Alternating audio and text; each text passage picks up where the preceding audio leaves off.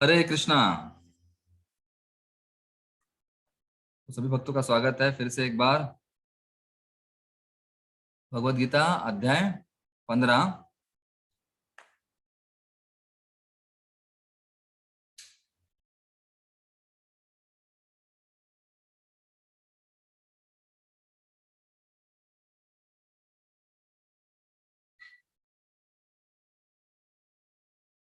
एक मिनट।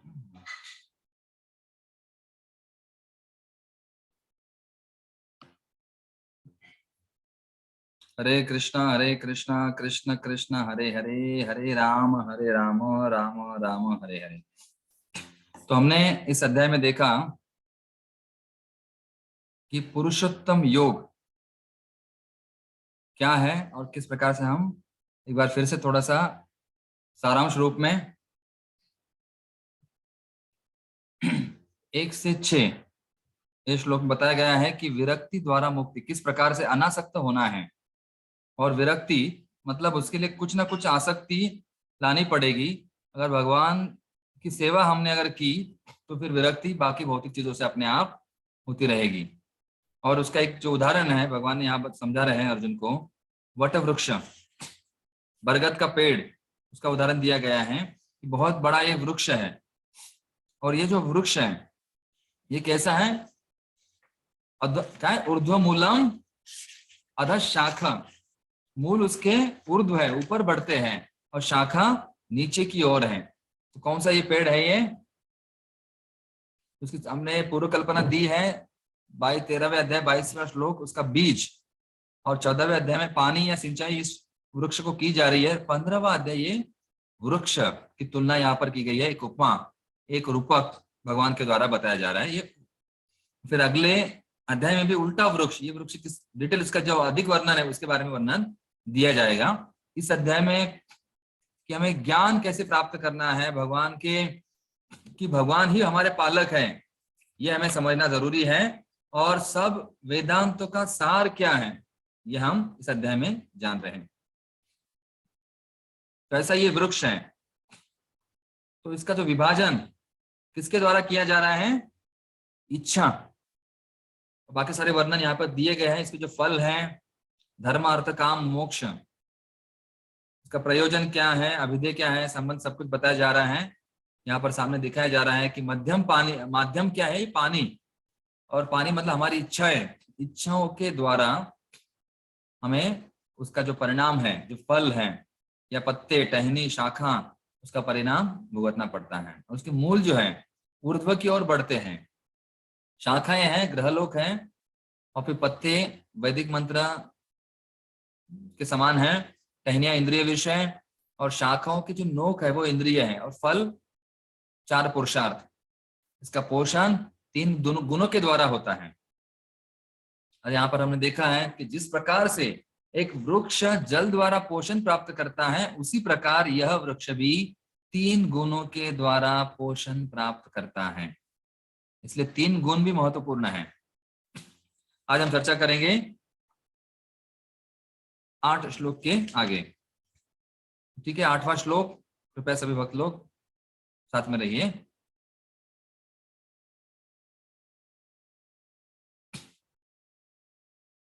शरीरम यद वाप्नोति यच्चाप्युत्क्रामतीश्वर गृहीत्वैतानि संयाति वायुर्गंधानि वाशयात्। कोई और गाएगा? आराम मूर्ति माता जी।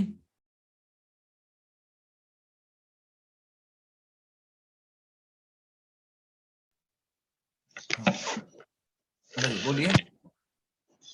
हरे कृष्णा प्रभु जी, दंडवत प्रणाम। शरीरम यद वाप्नोति यच्चाप्युत्क्रामति शरं गृहीत्वा वैतानि संयाति वायुगंधानि वाशयात्। धन्यवाद माता जी। तो यहाँ पर देखिए इसका अर्थ इस प्रकार से है, तात्पर्य श्रील प्रभुपाद जी के द्वारा। श्रील प्रभुपाद की जय। इस संसार में जीव अपनी देहात्म बुद्धि को एक शरीर से दूसरे शरीर में उसी तरह ले जाता है जिस तरह वायु सुगंधि को ले जाता है। इस प्रकार वह एक शरीर धारण करता है और फिर से इसे त्याग कर दूसरा शरीर धारण करता है। तो देखिए 7वां श्लोक जो है, वो 7वें श्लोक में जो विचार कहे गए हैं उसका जो परिणाम, उसका फल है, ये 8वां श्लोक है। तो 7वां श्लोक क्या है? ममय वंश जीवलोके जीवभूता सनातना मना षष्ठानेन्द्रियाणे प्रकृति स्थाने कर्षति। कि क्या है? ये बद्ध जगत में सारे जीव शाश्वत अंश हैं और बद्ध जीवन के कारण वो इंद्रियों से संघर्ष कर रहे हैं। उसका उदाहरण, एक उदाहरण के द्वारा, तो उसका परिणाम क्या है? जो विचार है उस विचारों का परिणाम इस 8वें श्लोक में भगवान बताते हैं कि संसार में जीव अपनी देहात्म बुद्धि को एक शरीर से दूसरे शरीर उसी तरह ले जाता है और उसी के कारण वो अपने इंद्रियों के साथ कर्षण करता रहता है, संघर्ष करता रहता है। किस प्रकार से वो शरीर के कारण, और देहात्म बुद्धि शरीर कैसे प्राप्त होता है? वो एक शरीर से दूसरे शरीर में ले जाता है। और उदाहरण क्या दिया है भगवान ने? यहाँ पर उपमा देकर समझा रहे हैं कि जैसे एक वायु, जिस तरह वायु सुगंधि को ले जाता है, इस प्रकार वह एक शरीर धारण करता है और फिर इसे त्याग कर दूसरा शरीर धारण करता है। और शरीर धारण करने के कारण इंद्रियां मिलती है और इंद्रियां फिर क्या करती रहती है? कर्षण। यहाँ पर प्रभुपाद जी फिर समझाते हैं अपने तात्पर्य में। देखिए तात्पर्य, यहाँ पर जीव को ईश्वर अर्थात अपने शरीर का नियामक कहा गया है। मतलब जीव कौन है? इस शरीर का नियामक यानी नियंत्रक, स्वामी है ना। हमने कहा था पिछले कुछ तात्पर्य में प्रभुपाद जी ने समझाया है कि जो स्वामित्व की भावना, वो अनासक्त निर्माण मोह जित संग दोषा, कि ये जो चीजें हैं, इस चीज को दूर करने के लिए वो अपने आप को पहले मालिक स्वामी समझता है। और नियंत्रक कहा जाता है। शरीर का नियंत्रक कौन है? जीव है। यदि वह चाहे तो अपने शरीर को त्याग कर उच्चतर योनि में जा सकता है और चाहे तो निम्न योनि में जा सकता है। तो थोड़ी स्वतंत्रता उसे प्राप्त हुई है, लेकिन जो परिवर्तन है उसके ऊपर इसे निर्भर होना पड़ता है। जो जैसा शरीर प्राप्त होगा उसमें रहना पड़ेगा। अपनी इच्छा से कुछ नहीं करेगा वो। उसे क्या है? भगवान की इच्छा से जो भी शरीर प्राप्त हुआ है वो स्वीकारना पड़ेगा, जो भी दिया गया है। मतलब ईश्वर है, परमेश्वर नहीं। परमेश्वर भगवान ही है। वो छोटा ईश्वर है, नियामक है, नियंत्रक है, स्वामी है, लेकिन मर्यादित है। और यहाँ पर प्रभुपाद जी मतलब समझा रहे हैं कि जैसे उदाहरण दिया जाता है, प्रभुपाद जी कहते हैं जैसे बिल्ली जैसी चेतना बनाते हैं। मतलब क्योंकि बिल्ली क्या सोचती है? केवल दूध चाहिए, कुछ खाना चाहिए, लेकिन ऊंचा चेतना, ऊंचा स्वाद, उसके बारे में वो नहीं जानती है। जैसे यहाँ पर उदाहरण दिया जाता है कि जैसे चुंबक क्या करता है? लोहे को आकर्षित करता है। तो उसी प्रकार से तो भगवान चुंबक है और उनके द्वारा ही ये आकर्षित होते हैं सब जीव। तो अलग अलग जीवों में वो डाले जाते हैं। शक्ति मतलब उस लोहे की शक्ति नहीं है, चुंबक की शक्ति ज्यादा है, लेकिन लोहे को वो आकर्षित करती है। यहाँ पर उदाहरण दिया जा रहा है कि चुंबक का जो चुंबकत्व है, जो यहाँ पर वो गंध, वायु क्या करती है? सुगंध को ले जाती है। मतलब सुगंध में कुछ नहीं, सुगंध एक जगह रहेगा, लेकिन वायु के कारण वो एक जगह से दूसरे जगह उसका स्थानांतरण होता है। क्या हमने देखा था? पुनर्जन्म, ये स्थानांतरण है, बंधन से मुक्त हो रहा है, लेकिन पुनर्जन्म में फिर वो नहीं तो फंस जाता है। तो यहाँ पर भगवान की शक्ति के द्वारा सब कुछ चीजें हो रही हैं। तो देखिए आखिरी वाक्य देखिए क्या लिख रहा है। यहाँ पर लिखा जा रहा है, एक शरीर से दूसरे शरीर में देहांतरण की प्रक्रिया तथा शरीर में रहते हुए संघर्ष करने को कर्षति अर्थात जीवन संघर्ष कहते हैं। कि एक शरीर से दूसरे शरीर में वो डाला जाता है। कैसे? सूक्ष्म शरीर समझने का प्रयास कीजिए। वायु और सुगंध, सुगंध मतलब सूक्ष्म चेतना, और वो लेके जाते हैं दूसरे शरीर में। तो यहाँ पर ये जरूरी है। और अपने अपने कर्म के अनुसार भिन्न शरीर प्राप्त होता है। मतलब वायु क्या करती है, जैसे सुगंध, वायु के द्वारा वो अलग अलग जगह सुगंध लिया जाता है, तो उसी प्रकार अपने कर्म के अनुसार वह आत्मा एक शरीर से दूसरे शरीर स्थानांतरित किया जाता है। और फिर उसी के साथ क्या क्या होता है, तो उसे क्या क्या करना चाहिए, फिर इसके लिए कुछ उपाय तो होना चाहिए। अगर शरीर प्राप्त हो गया है, लेकिन शरीर में क्या क्या चीजें होती हैं, क्या क्या होती है, इंद्रिय विषय भी होगा, इंद्रिय भी होगा। श्रोत्रम चक्षुस्पर्शनम च रसनम घ्राणमेव च अधिष्ठाय मनश्चायम विषयानुपासेवते। तो हम आगे पढ़ेंगे, फिर से दोहराएंगे नहीं। तो यहाँ पर बताया जा रहा है, देखिए तात्पर्य, इस प्रकार दूसरा स्थूल शरीर धारण करके जीव विशेष प्रकार का कान, आंख, जीभ, नाक तथा स्पर्श इंद्रिय त्वचा प्राप्त करता है, जो मन के चारों ओर संपूजित है। इस प्रकार वह इंद्रिय विषयों के एक विशिष्ट समुच्चय का भोग करता है। देखिए स्पष्ट रूप बताया गया है कि वो सुगंधी वायु के द्वारा एक स्थान से दूसरे स्थान लिया जाता है, लेकिन फिर उसे क्या क्या प्राप्त होता है। सुगंध लिया गया तो सुगंध लेने के लिए कुछ चाहिए ना, अगर बाकी चीजें तो कुछ, तो केवल सूक्ष्म शरीर के लिए स्थूल शरीर होना जरूरी है। तो वो कैसे है फिर स्थूल शरीर?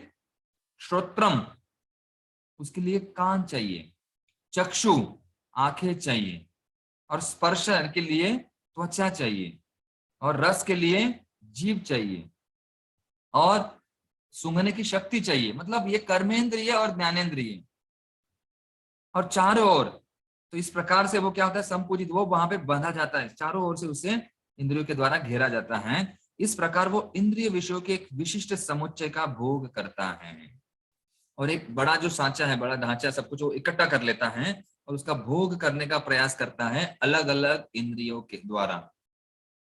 कानों से कुछ सुनने का प्रयास करेगा, आंखों से कुछ देखने का प्रयास करेगा। तो इस प्रकार से अलग अलग, प्रभुपाद जी देखिए क्या कहते हैं, दूसरे शब्दों में यदि जीव अपनी चेतना को कुत्तों तथा बिल्लियों के गुणों जैसा बना देता है, तो उसे अगले जन्म में कुत्ते या बिल्ली का शरीर प्राप्त होता है।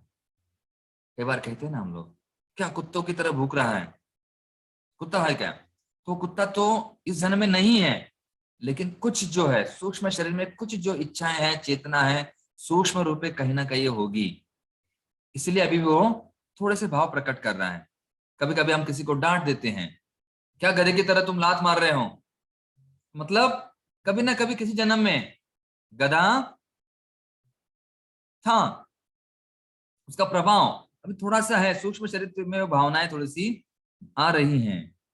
और देखिए प्रभा जी स्पष्ट रूप में कहते हैं, चेतना मूलतः जल के समान विमल होती है, लेकिन यदि हम जल में रंग मिला दे तो उसका रंग बदल जाता है। पानी रे पानी तेरा रंग कैसा, कैसा है पानी का रंग? जिसमें मिलाए उसके जैसा। उसी प्रकार से ये चेतना शुद्ध है, मतलब जल जो है शुरुआत में भगवान के जैसे आकाश में शुद्ध होता है, अगर आकाश से बादल का पानी आप अगर इकट्ठा करोगे तो सबसे शुद्ध होता है, उसमें कुछ घान मतलब गंदगी नहीं होती है। लेकिन जैसे वो मिट्टी के संपर्क में आ जाएगा, तो वैसे हम शुद्ध हैं, तो आत्मा शुद्ध है, लेकिन जैसे ही प्रकृति के संपर्क में आ गया, कर्षण शुरू हो जाता है। कर्षति, जैसे ही बहू घर में आ जाती है, कर्षण शुरू हो जाता है। जैसे ही लड़का बड़ा हो जाता है, लड़की बड़ी हो जाती है, नहीं मुझे बताने की आवश्यकता नहीं, सब कुछ पता है, कर्षण शुरू हो जाता है। मन बुद्धि अहंकार, तीन गुण, इंद्रिय विषय, तो उस प्रकार से उसका प्रभाव होने लगता है। आत्मा शुद्ध है, लेकिन भौतिक गुणों के संगति के कारण उसकी चेतना बदल जाती है। और ये शुद्ध, लेकिन हमारे लिए उपाय भी प्रभुपाद जी ने दिया है। तात्पर्य में क्या दिया है? प्रभुपाद जी कहते हैं, जब कोई कृष्ण भावनामृत में स्थित होता है तो वह शुद्धतर जीवन बिताता है। देखिए कृष्ण भावना ये 3 गुणों के परे हमें लेके जाती है, ब्रह्मन स्तर पर लेके जाती है, ऊपर से हमारा जीवन शुद्ध बनाती है।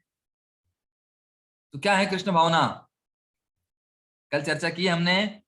तपस्या करना पड़ता है, सुबह उठना पड़ता है, जप करना पड़ता है, स्नान करना पड़ता है, जैसे बाकी चीजें जो हम जो जानते हैं वो चीजें करनी, मतलब कृष्ण भावना वो हमें अपने आप शुद्ध बनाती है। प्रभुपाद जी का एक वाक्य है, Krishna consciousness drags one to success. Krishna भावना ऐसी है वो व्यक्ति को यश की ओर खींचे लेकर आती है, खींच कर लेकर आती है। मतलब हम अगर कृष्ण भावना में रहेंगे तो अपने आप वो हमें खींच कर भगवत धाम लेके जाएगी। वो शक्ति कृष्ण भावना में है। श्रील प्रभुपाद की जय। ये प्रभुपाद जी की खासियत है। हरे कृष्णा कृष्णा कृष्णा।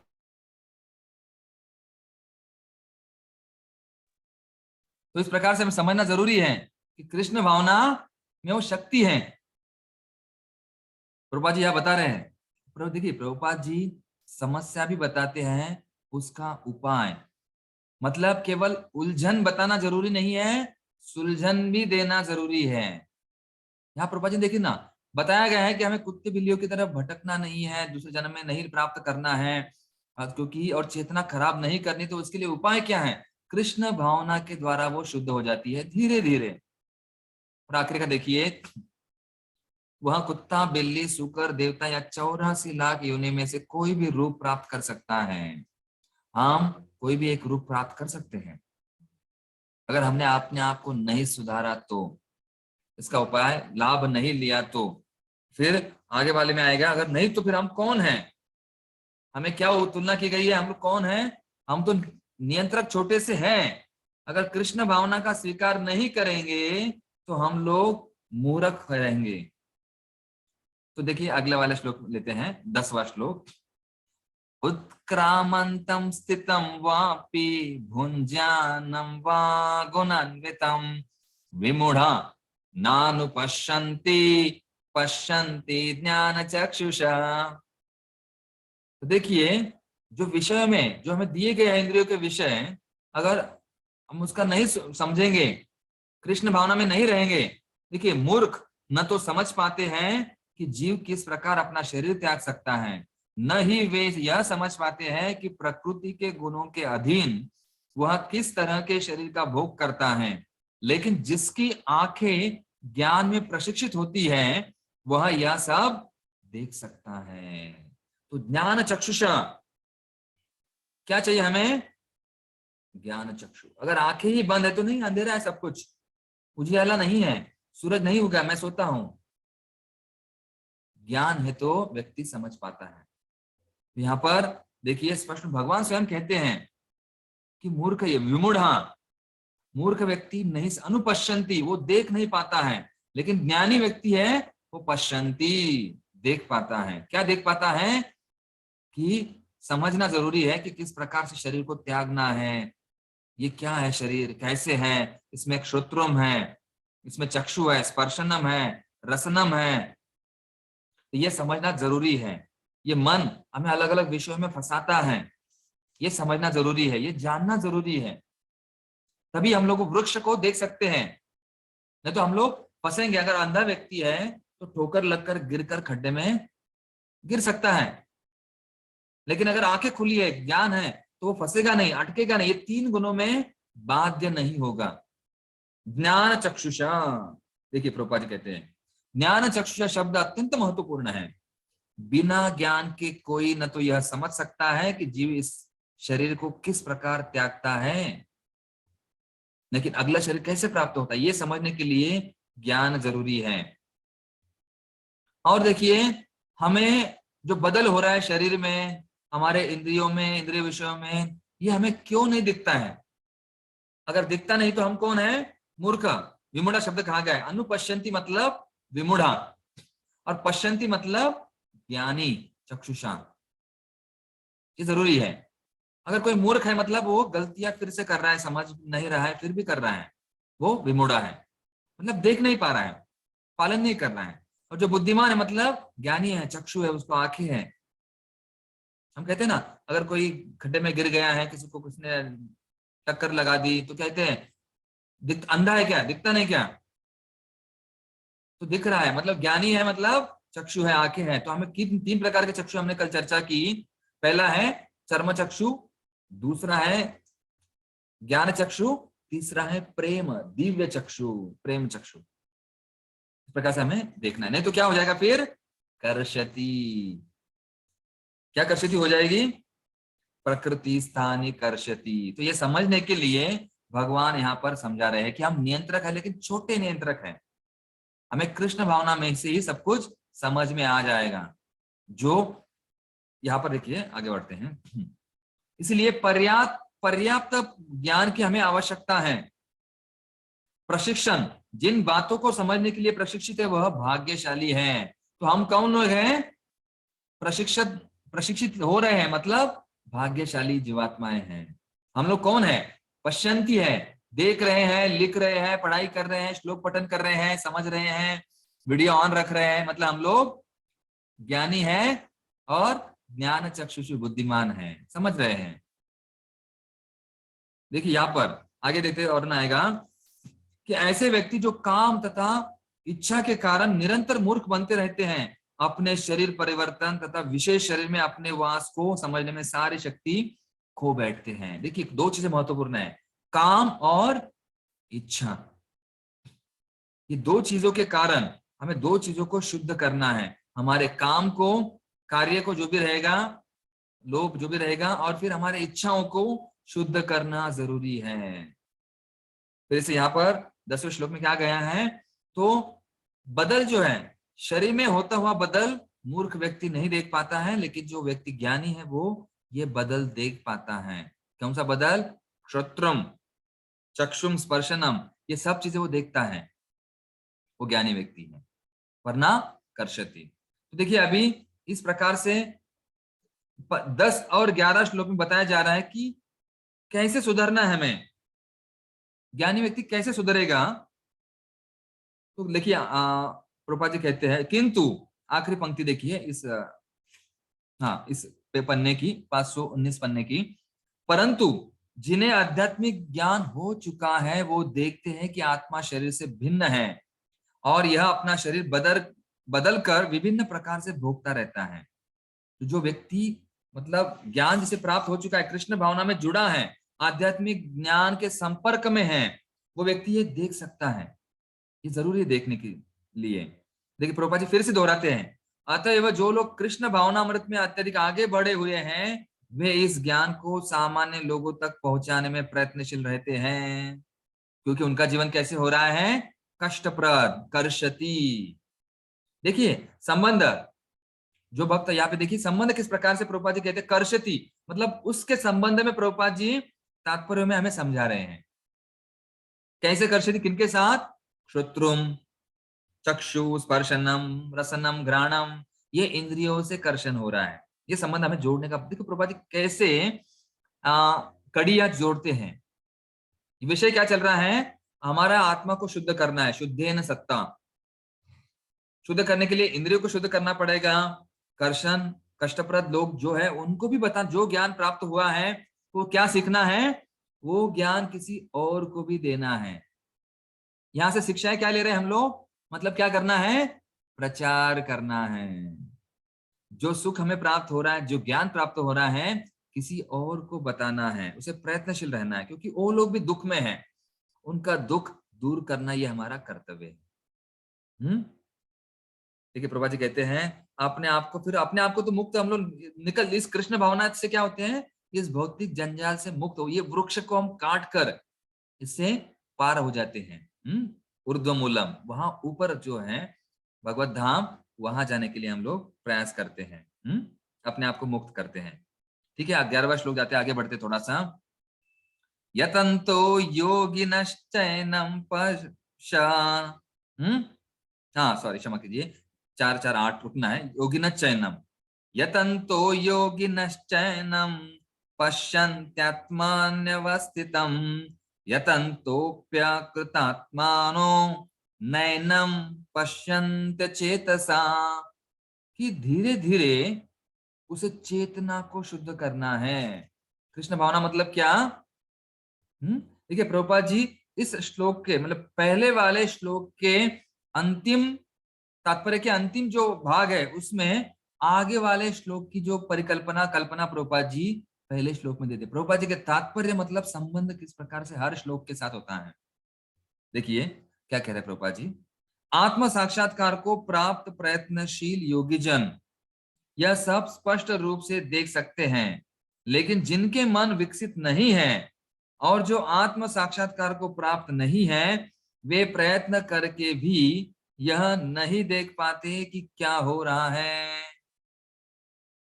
देखिए यहाँ पर स्पष्ट रूप में कौन से योगी जन जो आत्म साक्षात्कार के लिए सब कुछ पश्यंती ज्ञान चक्षुषा वो देख रहे हैं, लेकिन जिनके मन विकसित नहीं है और जो आत्म साक्षात्कार को प्राप्त नहीं कर पा रहे हैं वो नहीं देख पाते हैं कि ये क्या हो रहा है। उनको समझ में नहीं आता क्या हो रहा है, ये क्या चल रहा है, इंद्रिय किसको आकर्षित करते हैं, ये क्या कार्य हो रहा है, कैसे कार्य कर रहा है। हम तो ये इस वृक्ष में टहनियों में फंसे हुए हैं, यहाँ निकलना बहुत कठिन है, हम लोग निकलने का प्रयास भी नहीं करते लोग।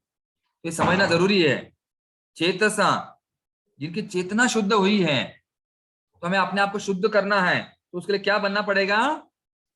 योगिना शब्द का महत्वपूर्ण है। देखिए तात्पर्य प्रभुपाद जी कहते हैं अनेक योगी आत्म साक्षात्कार के पद पर होते हैं, लेकिन जो आत्म साक्षात्कार को प्राप्त नहीं है वह यह नहीं देख पाता कि जीव शरीर में कैसे कैसे परिवर्तन हो रहे हैं। इस प्रसंग में योगिना शब्द महत्वपूर्ण है।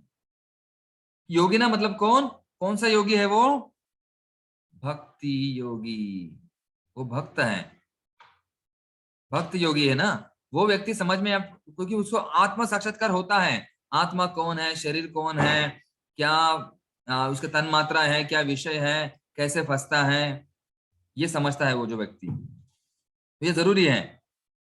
और वो जो व्यक्ति यह ऐसे योगी नहीं बनना चाहते हैं, प्रयत्न नहीं करते हैं, वो स्वरूप सिद्ध नहीं हो पाते हैं, और ऐसे व्यक्ति समझ नहीं पाते ये ध्यानतरण कैसे हो रहा है, कैसे कार्य घूम रहा है, उसका आत्मा परमेश्वर इसकी अनुभूति उन लोगों को नहीं होती है। देखिए आखिरी की पंक्ति देखिए प्रभुपाद जी वो स्पष्ट बता रहे हैं, दूसरे शब्दों में जो भक्ति योगी हैं वे ही समझ पाते हैं कि किस प्रकार से सब कुछ घटित होता है। मतलब भक्त देख पाते हैं, समझ पाते हैं ज्ञान के द्वारा, चर्चा के द्वारा, आत्म साक्षात्कार के द्वारा, शास्त्रों के द्वारा, असंग शस्त्रेण, इसके द्वारा वो जान पाते हैं, भक्ति समझ पाते हैं कि कैसे घटित हो रहा है, क्या घट रहा है, मैंने क्यों जन्म लिया है, मैं क्यों फंस रहा हूं, दुख क्यों भुगत रहा हूं, इंद्रिया कैसे मुझे घुमा रही है। तो ये शब्द का यहाँ पर योगिना शब्द महत्वपूर्ण है। मतलब असली योगी कौन है? भक्ति योगी ही असली योगी है। क्योंकि बाकी लोग योग केवल वो संक्षिप्त में थोड़ा सा उसको लव मात्र, ज्यादा बड़े योगी नहीं है। बाकी जो लोग है यम नियम आसन प्राणायाम प्रत्याहार ध्यान धारणा समाधि, वो लोग केवल शरीर के लिए योग करते हैं, इंद्र तृप्ति के लिए योग करते हैं। क्योंकि योग से क्या हो जाएगा, शरीर अच्छा हो जाएगा, उससे क्या हो जाएगा, क्या करेंगे फिर, और इंद्र तृप्ति करेंगे, फिर और योग करेंगे। तो वो असली योगी नहीं है। असली योगी भक्ति योगी है, उसी योगी ना शब्द है। वो प्रयत्नशील रहता है। कौन सा प्रयत्न करता है? हर दिन हरे कृष्ण कृष्ण कृष्ण हरे हरे, हरे राम राम राम हरे हरे। भक्ति योगी ही असली योगी है। फिर इसके बारे में देखिए और वर्णन आगे आएगा। आगे वाला श्लोक हम लेते हैं, 12वां श्लोक। यदा यदादित्यगतं तेजो जगत् भासयतेऽखिलं यच्चन्द्रमसि यच्चाग्रौ तत्तेजो विद्धि मामकम्। तो यहाँ पर देखिए भगवान समझा रहे हैं उदाहरण देकर, और उपमाएं और अलग अलग छोटे छोटे उदाहरण रूपक सादृश्यता देकर भगवान समझा रहे हैं। क्या कहते हैं भगवान? देखिए तात्पर्य भाषांतर में, सूर्य का तेज जो सारे विश्व के अंधकार को दूर करता है मुझसे ही निकलता है, चंद्रमा तथा अग्नि के तेज भी मुझसे उत्पन्न है।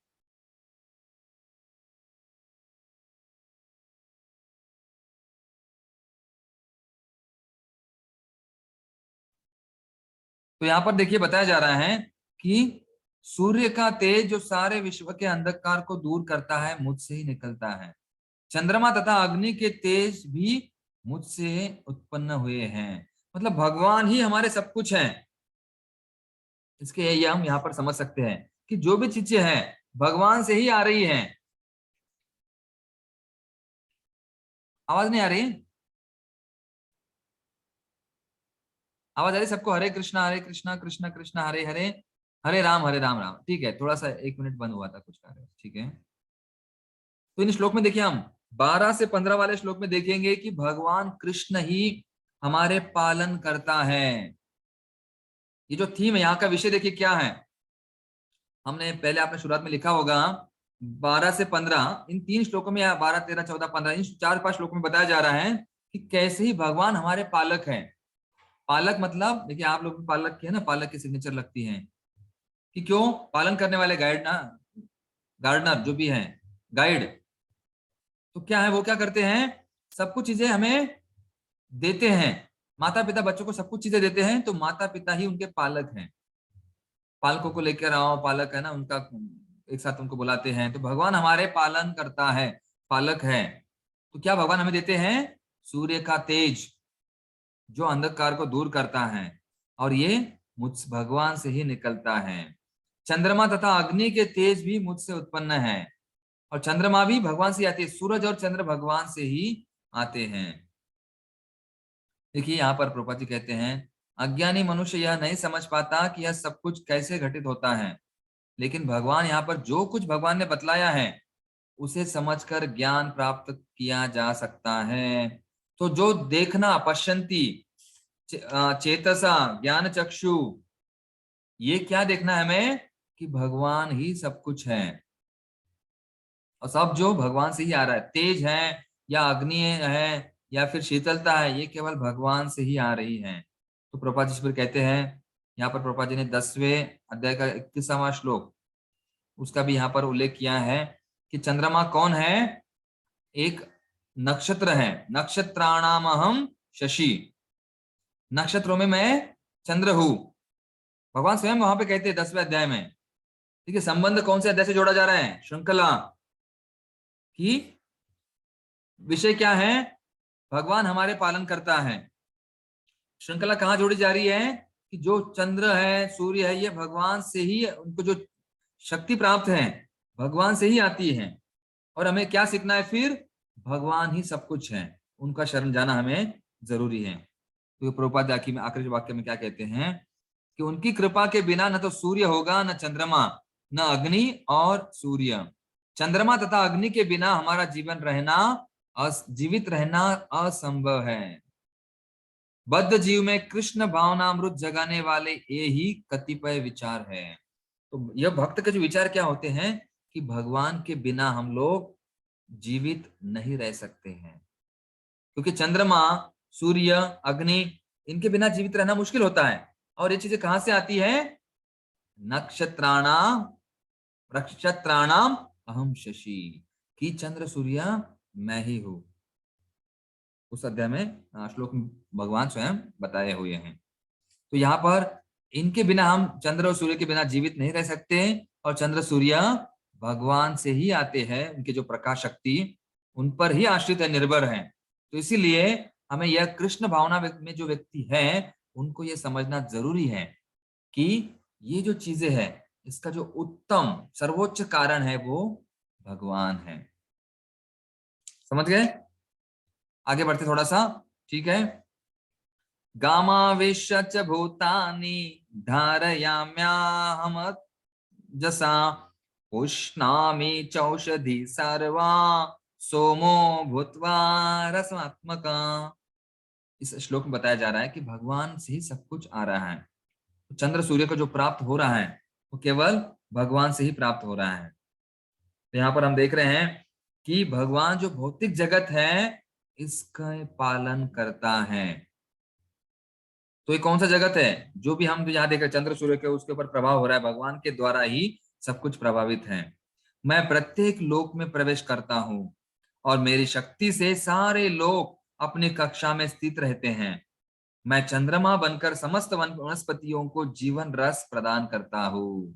स्पष्ट है, कितना स्पष्ट है।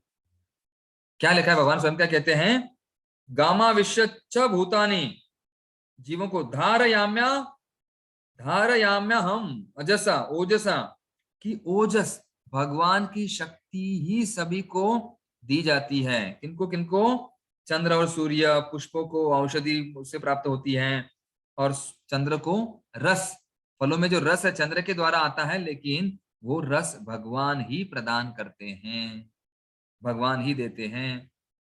तो देखिए पुरुषोत्तम योग, फिर से हम थोड़ा सा आपको समझा रहे हैं कि यो क्यों, क्योंकि भगवान सब कुछ है, भगवान का गुणगान यहाँ पर हो रहा है। और किसका गुणगान करते मतलब, उनको अच्छा लगता है कि नहीं। अगर आपका गुणगान करेंगे हम लोग, देखिए विजय जादव प्रभु जी कितना अच्छा सुन रहे हैं, विद्या मूर्ति माता जी सुन रही हैं, ऐसे अगर हम कहेंगे तो हमें अच्छा लगता है कि नहीं। और फिर बाद में कुछ बहुत सारे भक्त सुन रहे हैं, नियमों का पालन कर रहे हैं, लिख रहे हैं, नोट्स निकाल रहे हैं, और कुछ भक्त है वीडियो ऑफ कर कर भी सुन रहे हैं, तो हम, इसका मतलब वो लोग भी प्रसन्न हो गए। हर व्यक्ति को अपना गुणगान करना अच्छा लगता है, और हम कहते हैं और कहो, और आने दो, और अनयोर अनयोर। जो भगवान गोवर्धन क्या कहते हैं, अनयोर अनयोर, क्योंकि भगवान को हम अर्पण करते हैं, तो हमें अगर कोई गुणगान करेगा तो हमें अच्छा लगता है।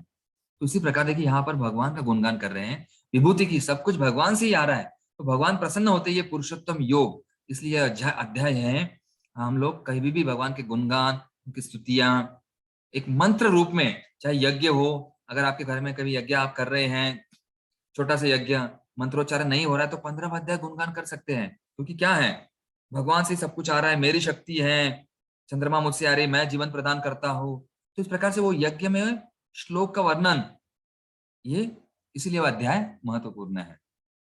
और देखिए तात्पर्य में कितना प्रभुपाद जी बताते हैं, ऐसा ज्ञात है कि सारे लोग केवल भगवान की शक्ति से वायु में तैर रहे हैं। इतनी बड़ी पृथ्वी, इतने सारे ग्रह कैसे तैर रहे हैं, भगवान की शक्ति के द्वारा ही। अगर हमारे घर में अगर फैन लगाते हैं तो उसके लिए कितनी कष्ट करने पड़ते हैं, उस व्यक्ति को बुलाओ, फिर वो फैन लगाओ, है ना विजय प्रभु, आपके ऊपर फैन दिख रहा है मुझे, तो उसको लगाने के लिए कितने कष्ट करने पड़ते हैं। लेकिन यहाँ भगवान ने बिना मतलब सब कुछ जो ग्रह है, पृथ्वी है, उनको तैर कर रखा है, और नीचे गिरती भी नहीं है। तो इस प्रकार हम देखते हैं कि भगवान की शक्ति के द्वारा, और वो शक्ति कौन सी है फिर, इसकी विवेचना ब्रह्म संहिता में की गई है। अंडांतरस्तम परमाणुचयास्तरस्तम, है ना, गोविंदमादि पुरुषम तम हम भजामि। ब्रह्मा जी कहते हैं, जिन्होंने ये ब्रह्मांड बनाया हुआ है, सृष्टि बनाते हैं, सृष्टि के निर्माता हैं, वही कह रहे हैं, अंडांतरास्तम परमाणु चयास्तरम, परमेश्वर का एक अंश परमात्मा लोकों में, ब्रह्मांड में, जीव में तथा अणु तक में प्रवेश करता है, और उनके प्रवेश करने से ही प्रत्येक वस्तु ठीक से दिखती है। ये कौन, ब्रह्मा जी कहते हैं, उनका जो ब्रह्म संहिता में कहा गया है कि भगवान के द्वारा ही सब कुछ हम लोग ठीक ठाक देख सकते हैं। अगर सूरज नहीं होता हम लोग कुछ देख नहीं पाते, चंद्रमा नहीं होती तो हम लोग रस आस्वादन नहीं कर पाते, तो हम लोग मृत हो जाते हैं। यहाँ पर उदाहरण देखिए, बीच में मध्य में देखिए, उनकी शक्ति से प्रत्येक लोग उसी तरह थामे रहती है, जिस प्रकार धूल को मुट्ठी में बंद रहने पर धूल के गिरने का भय नहीं रहता है, लेकिन जो ही धूल को वायु में फेंक दिया जाता है वह नीचे गिर पड़ती है। देखिए उपमा दे रहे प्रभुपाद जी, कितना अच्छा समझाते हैं प्रभुपाद जी। भगवान और तरह समझाते हैं, प्रभुपाद जी अलग तरह से समझाते हैं।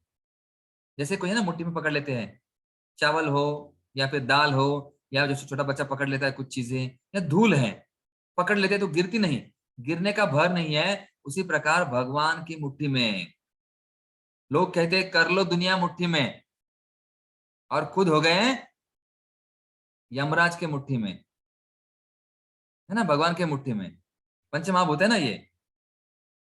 लेकिन यहाँ पर इसी प्रकार भगवान ने सब कुछ पकड़ के रखा है, हमें दिख नहीं रहा है भगवान की मुट्ठी, है ना। क्या होता है, अदृश्य हाथ, बे आवाज है लाठी उसकी, जिसकी मार से कोई नहीं बचता। तो भगवान का मतलब जो शस्त्र अस्त्र है, वस्तु है, दिखते नहीं है, लेकिन सब कुछ होता है। तो भगवान कितने पकड़ के, यहाँ पर जैसे किसी ने दूध को पकड़ लिया है और बाद में वायु में फेंक दिया तो वो गिर जाता है, लेकिन भगवान ने ये सब कुछ विराट रूप की मुट्ठी में बंधे हैं। कौन सा रूप?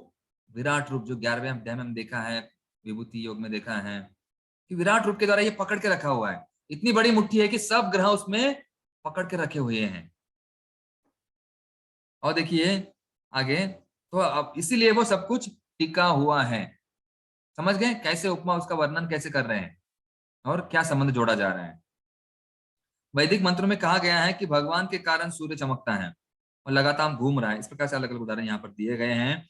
आखिरी पंक्ति दी, प्रत्येक वस्तु चंद्रमा के प्रभाव से परमेश्वर के द्वारा स्वादिष्ट बनती है। अगर चंद्रमा नहीं होता तो हम स्वाद आस्वादन नहीं कर सकते हैं, अलग अलग रस हम लोग नहीं ले सकते हैं। यहाँ पर देखिए आगे वाला श्लोक देखते हैं, चर्चा करते हैं। उसमें और कुछ अच्छी बातें बताई जा रही हैं कि भगवान की शक्ति कैसे भगवान पालन करता है। ये बाह्य वर्णन तो दिया जा रहा है, सूरज चंद्र मतलब बाह्य है, लेकिन अभी कुछ हमारे अंदर भी है, तो उनके बारे में वर्णन इस 14वें श्लोक में दिया जा रहा है। अहम वैश्वानरो भूत्वा प्राणिनाम देहमाश्रिता प्राणापान समायुक्त पचाम्यन्नम चतुर्विधम। मैं समस्त जीवों के शरीर में पाचन अग्नि, कौन सी अग्नि? वो वैश्वानर हूं। और मैं श्वास प्रश्वास, कौन सा है श्वास प्रश्वास? प्राणवायु में रहकर 4 प्रकार के अन्नों को पचाता हूं। तो भगवान कह रहे देखिए, बाहर तो मैं सब कुछ अपने मुट्ठी में मैंने कर लिया है, लेकिन हमारे अंदर भी है भगवान। बाह्य अभ्यंतर शुचि यस्मरेत पुंडरीकाक्षम। भगवान बाहर भी है और अंदर भी भगवान कार्य करते हैं। इनकी शक्तियां मतलब केवल बाहर नहीं है, अंदर भी है। तो क्या कह रहे भगवान देखिए, तात्पर्य में देखिए प्रभुपाद जी समझाते हैं। आयुर्वेद शास्त्र के अनुसार अमाशय पेट में अग्नि होती है जो वहां पहुंचे भोजन को पचाती है। जब यह अग्नि प्रज्वलित नहीं रहती तो भूख नहीं जगती।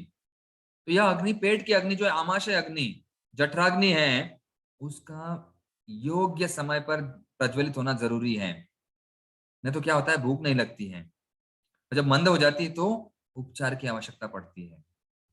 यहाँ पर प्रभुपाद जी समझा रहे हैं शास्त्र के अनुसार, आयुर्वेद के अनुसार। और बृहदारण्यक पुराण में कहा जाता है कि वैदिक मंत्रों से भी पुष्टि होती है कि परमेश्वर या ब्रह्म अग्नि रूप में अमाशय के भीतर स्थित है। और यहाँ पर उदाहरण दे रहे हैं अलग अलग। शास्त्र में कहा गया है कि भगवान क्या है कि जो शक्ति है अग्नि, बाहर तो सूरज की अग्नि है, लेकिन हमारे अंदर जो है अमाशय के अंदर अग्नि जो है, कौन सी अग्नि है? वो वैश्वानर अंदर जो है, पाचन अग्नि कहा जाता है उसको, जठराग्नि, जठर में है पाचन करने वाली अग्नि, वो वैश्वानर अग्नि है। ये बृहदारण्यक उपनिषद में कहा गया है।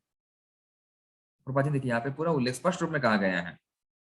और जब तक वो अग्नि प्रज्वलित नहीं होती हम लोग खाना नहीं खाना चाहिए। भूख लगती मतलब आगे ना पेट में चूहे दौड़ रहे हैं, चूहे नहीं दौड़ रहे होते, वो अग्नि घूमती रहती है, तो उसे अग्नि में कुछ डालना पड़ेगा, स्वाहा स्वाहा स्वाहा, तो हम लोग ग्रहण करते हैं। फिर यज्ञ है ना, ये भी खाना प्रसाद लेना, ये भी एक यज्ञ है, ये भी एक सेवा है। और यहाँ आगे प्रभुपाद जी कहते हैं, फिर प्रभुपाद जी को बहुत अच्छा, मतलब प्रभुपाद जी देखिए बड़े दार्शनिक हैं, अलग अलग उदाहरण देते हैं, समझाते हैं रूपक के द्वारा। और आगे प्रभुपाद जी कहते हैं कि अन्न 4 प्रकार का होता है। कौन से अन्न है वो? देखिए माताओं के लिए, सभी के लिए हमारे भोजन में 4 प्रकार के अन्न मिलने चाहिए, जिसे हमें सुबह गाते हैं, चतुर्विधा श्री भगवत प्रसाद स्वाद्वन्मतृप्तान् हरिभक्त संघान् कृत्वैव तृप्तिं भजता सदैव वंदे गुरो श्री चरण रविंदम। चतुर्विधात 4 प्रकार के पदार्थ होने चाहिए जो हम गुरु को अर्पण करते हैं ना, कम से कम देखिए इसका समावेश होना चाहिए हमारे भोजन में। आप लोग ध्यान में रखिए, इस प्रकार से बनाना शुरू कीजिए। कौन से 4 प्रकार के हैं? पहला है कुछ निगले जाते हैं, मतलब पेय, शरबत या कोई जूस होना चाहिए, नींबू पानी, या कम से कम पानी तो साथ में रखना चाहिए, ये देना जरूरी है। तो पेय होना चाहिए, कुछ जूस है, अगर कोई लिक्विड है, दाल जैसे वाटी में पीने के लिए, ऐसा कुछ ना कुछ सुविधा देनी चाहिए। कुछ चबाए जाते हैं, मतलब भोज्य खाने दे, राइस है, चपाती है, वो हम लोग चबाते हैं, चबाकर खाना पड़ता है। या फल भी है, चबाकर खाते हैं, फल भी थोड़ा सा होना चाहिए। कुछ चाटे जाते हैं, मतलब क्या है वो, अचार या चटनी थोड़ा सा होना चाहिए। अगर देखिए अचार और चटनी अगर आ गई तो आधी एक चपाती हम लोग ज्यादा खाते हैं, अच्छा लगता है, वरना हम लोग वहीं पे खत्म हो गया। अचार है और दो ना, और भी थोड़ा सा और एक चपाती दो। क्या अचार से वो अग्नि प्रज्वलित हो जाती है, तो ये जरूरी है, कुछ चाटना मतलब जरूरी है, ऐसे ले है उसे कहा गया है। और कुछ चूसे जाते हैं, अचार को भी चूसा जा सकता है, या कोई फल होगा। जैसे भगवान सभी प्रकार के अन्न, तो मतलब कुछ चूस सकते हैं, जैसे कोई मिर्ची है तो उसे चूस कर डाल सकते हैं, या कोई पदार्थ है, आंवला है, खाकर हम लोग वही रख सकते हैं, नींबू चूस कर रख सकते हैं। तो इस प्रकार से चटनी या अचार, ऐसे अलग अलग व्यंजन होने चाहिए। भगवान सभी प्रकार के अन्नों की पाचक शक्ति है, और जिनमें जो शक्ति है तो पचता अंदर, ये चीजें सबकी शक्ति कौन है, भगवान ही है। ठीक है, मतलब बाह्य रूप में भगवान सब शक्ति के द्वारा सभी को नियंत्रित करते हैं, और अंदर भी अपने अपने इस शक्ति के द्वारा भगवान नियंत्रित करते हैं सब चीजें। मतलब हम लोग नियंत्रक नहीं है, कौन असली नियंत्रक है, भगवान है। हम लोग छोटे ईश्वर है, भगवान परमेश्वर है, परम ईश्वर है। आगे, और ये 15वां, अभी आगे वाला श्लोक देखिए, 14-15, इन दो श्लोकों का संबंध है। देखिए, कृष्ण की शक्ति के बिना पचन नहीं होता है। इस 14-15 अध्याय का वही बताया गया है दोनों श्लोकों में, कि भगवान की शक्ति के बिना हम लोग कुछ भी पचा नहीं सकते हैं। भगवान ही सब कुछ है, चाहे वो खाने वाला हो या सुनने वाला हो, कि सबके हृदय में भगवान है, परमात्मा रूप में है। ठीक है, और ये अग्नि की आवश्यकता है, वो पेट में है, लेकिन वो अग्नि, बाहर की अग्नि सूरज से आती है, लेकिन सूरज की शक्ति भगवान से ही आती है। पेट के अंदर भी अग्नि है, वो वैश्वानर अग्नि भगवान से ही आती है। तो इसलिए समझना जरूरी कि भगवान ही हमारे सब शक्ति का स्रोत है, वही भगवान ही कारण, असली कारण भगवान ही है। ठीक है, आगे बढ़ते हैं। इस 15वें अध्याय महत्वपूर्ण श्लोक है कि भगवान सभी के सुख के स्रोत भगवान ही है। जो सुख है, आनंद है, जो भी हमें प्राप्त करना है, वो सब भगवान से ही आता है। आगे वाले श्लोक में देखते हैं हम लोग, महत्वपूर्ण श्लोक है, बहुत प्रसिद्ध है। इस श्लोक को हम 3-4 भक्त दोहराएंगे, जो कल नहीं बोल सके हैं, उन भक्तों ने हाथ ऊपर करना है केवल। हाँ, महत्वपूर्ण श्लोक है, बहुत प्रसिद्ध है। सर्वस्य चाहम हृदि सन्निविष्टो मत्ता स्मृति ज्ञानम अपोहनम च वेदैश्च सर्वैरहमेव वेद्यो वेदांत कृत वेद विदेव चाहम। तो अथर्व प्रभु जी बोलिए, अथर्व प्रभु जी, 5 लोग लेंगे हम लोग कम से कम। सर्वस्य चाहं हृदि सन्निविष्टो मत स्मृतिर्ज्ञानतपोहनं च वेदैश्च सर्वैरहमेव वेद्यो वेदान्तकृत वेदविदेव चाहम्। धन्यवाद, वेरी गुड। हाँ, आगे कल जो नहीं बोले वो भक्त को बोलना है। विजय जादव प्रभु, कहाँ है विजय जादव प्रभु? यस, एक मिनट रुकिए, हाँ बोलिए, विजय जादव प्रभु।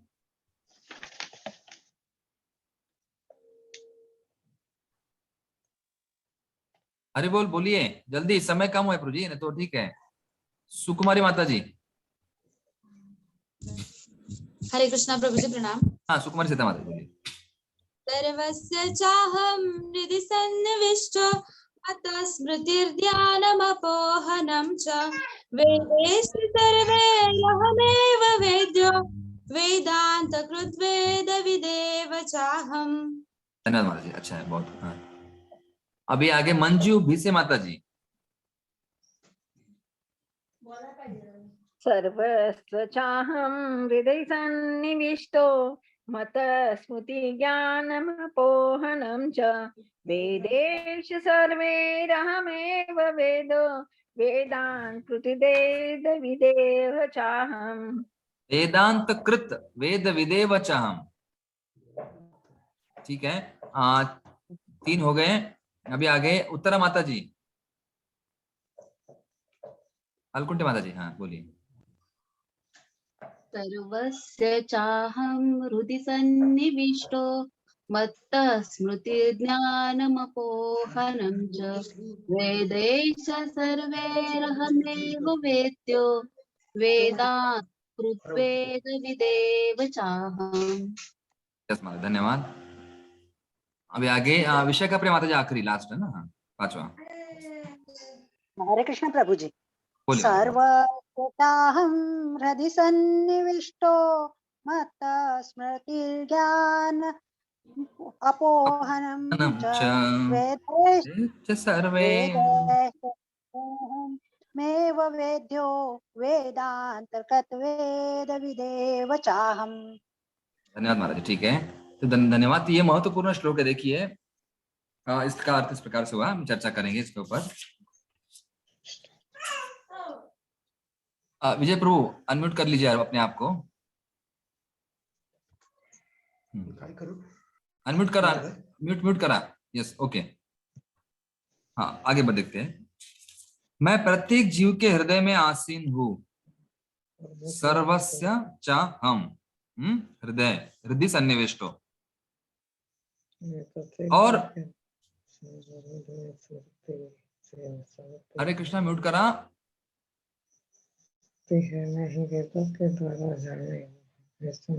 माता जी राम मूर्ति माता जी म्यूट करा, ठीक है ओके, आवाज देते हैं, ओके ठीक है। मैं प्रत्येक जीव के हृदय में आसीन हूं और मुझसे ही स्मृति, ज्ञान तथा विस्मृति होती है। मैं ही वेदों के द्वारा जानने योग्य हूँ। निस्संदेह मैं वेदांत का संकलन करता तथा समस्त वेदों का जानने वाला हूँ।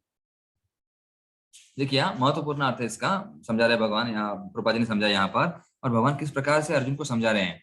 हमने देखा कि ये 4 श्लोक है, 12, 13, 14 और 15, इस 4 श्लोकों में स्पष्ट रूप में बताया जा रहा है कि भगवान ही पालक है हमारे, भगवान पालन करता है, वही असली नियंत्रक है। इसका जो मुख्य सार है इन 4 श्लोकों का। इस श्लोक पर, ये तो महत्वपूर्ण श्लोक है। मैं सर्वस्य चाहम हृदय सन्निविष्टो, कि मैं हर एक के हृदय में स्थित हूं। कहां पर है? कहते ना मेरा मेरा मेरा कहते हैं हम लोग, तो इसमें भगवान भी है, इस हृदय में सन्निविष्ट, हृदय में मैं सन्निविष्ट, वहां पर हूं, मैं स्थित हूं।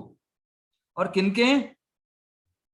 केवल भक्ति शास्त्री करने वालों के, या केवल माताओं के हृदय में, या केवल प्रभु जी के, या केवल पुरुष व्यक्तियों के, या बच्चों के?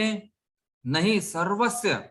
सर्व मतलब क्या है? यहाँ पर देखिए प्रभुपाद जी ने कैसे लिखा है, समस्त प्राणियों के, मतलब वो प्राणी होंगे, पशु होंगे, पक्षी होंगे, जीवित व्यक्ति जो भी है, उनके हृदय में भगवान स्थित है।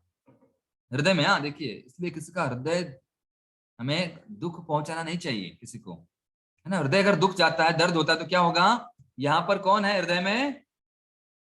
भगवान भी है, तो उनको भी ठेस लगती है, उनको भी बुरा लगता है, तो इसीलिए हमारे साथ भी वो घूमकर फिर आ जाता है।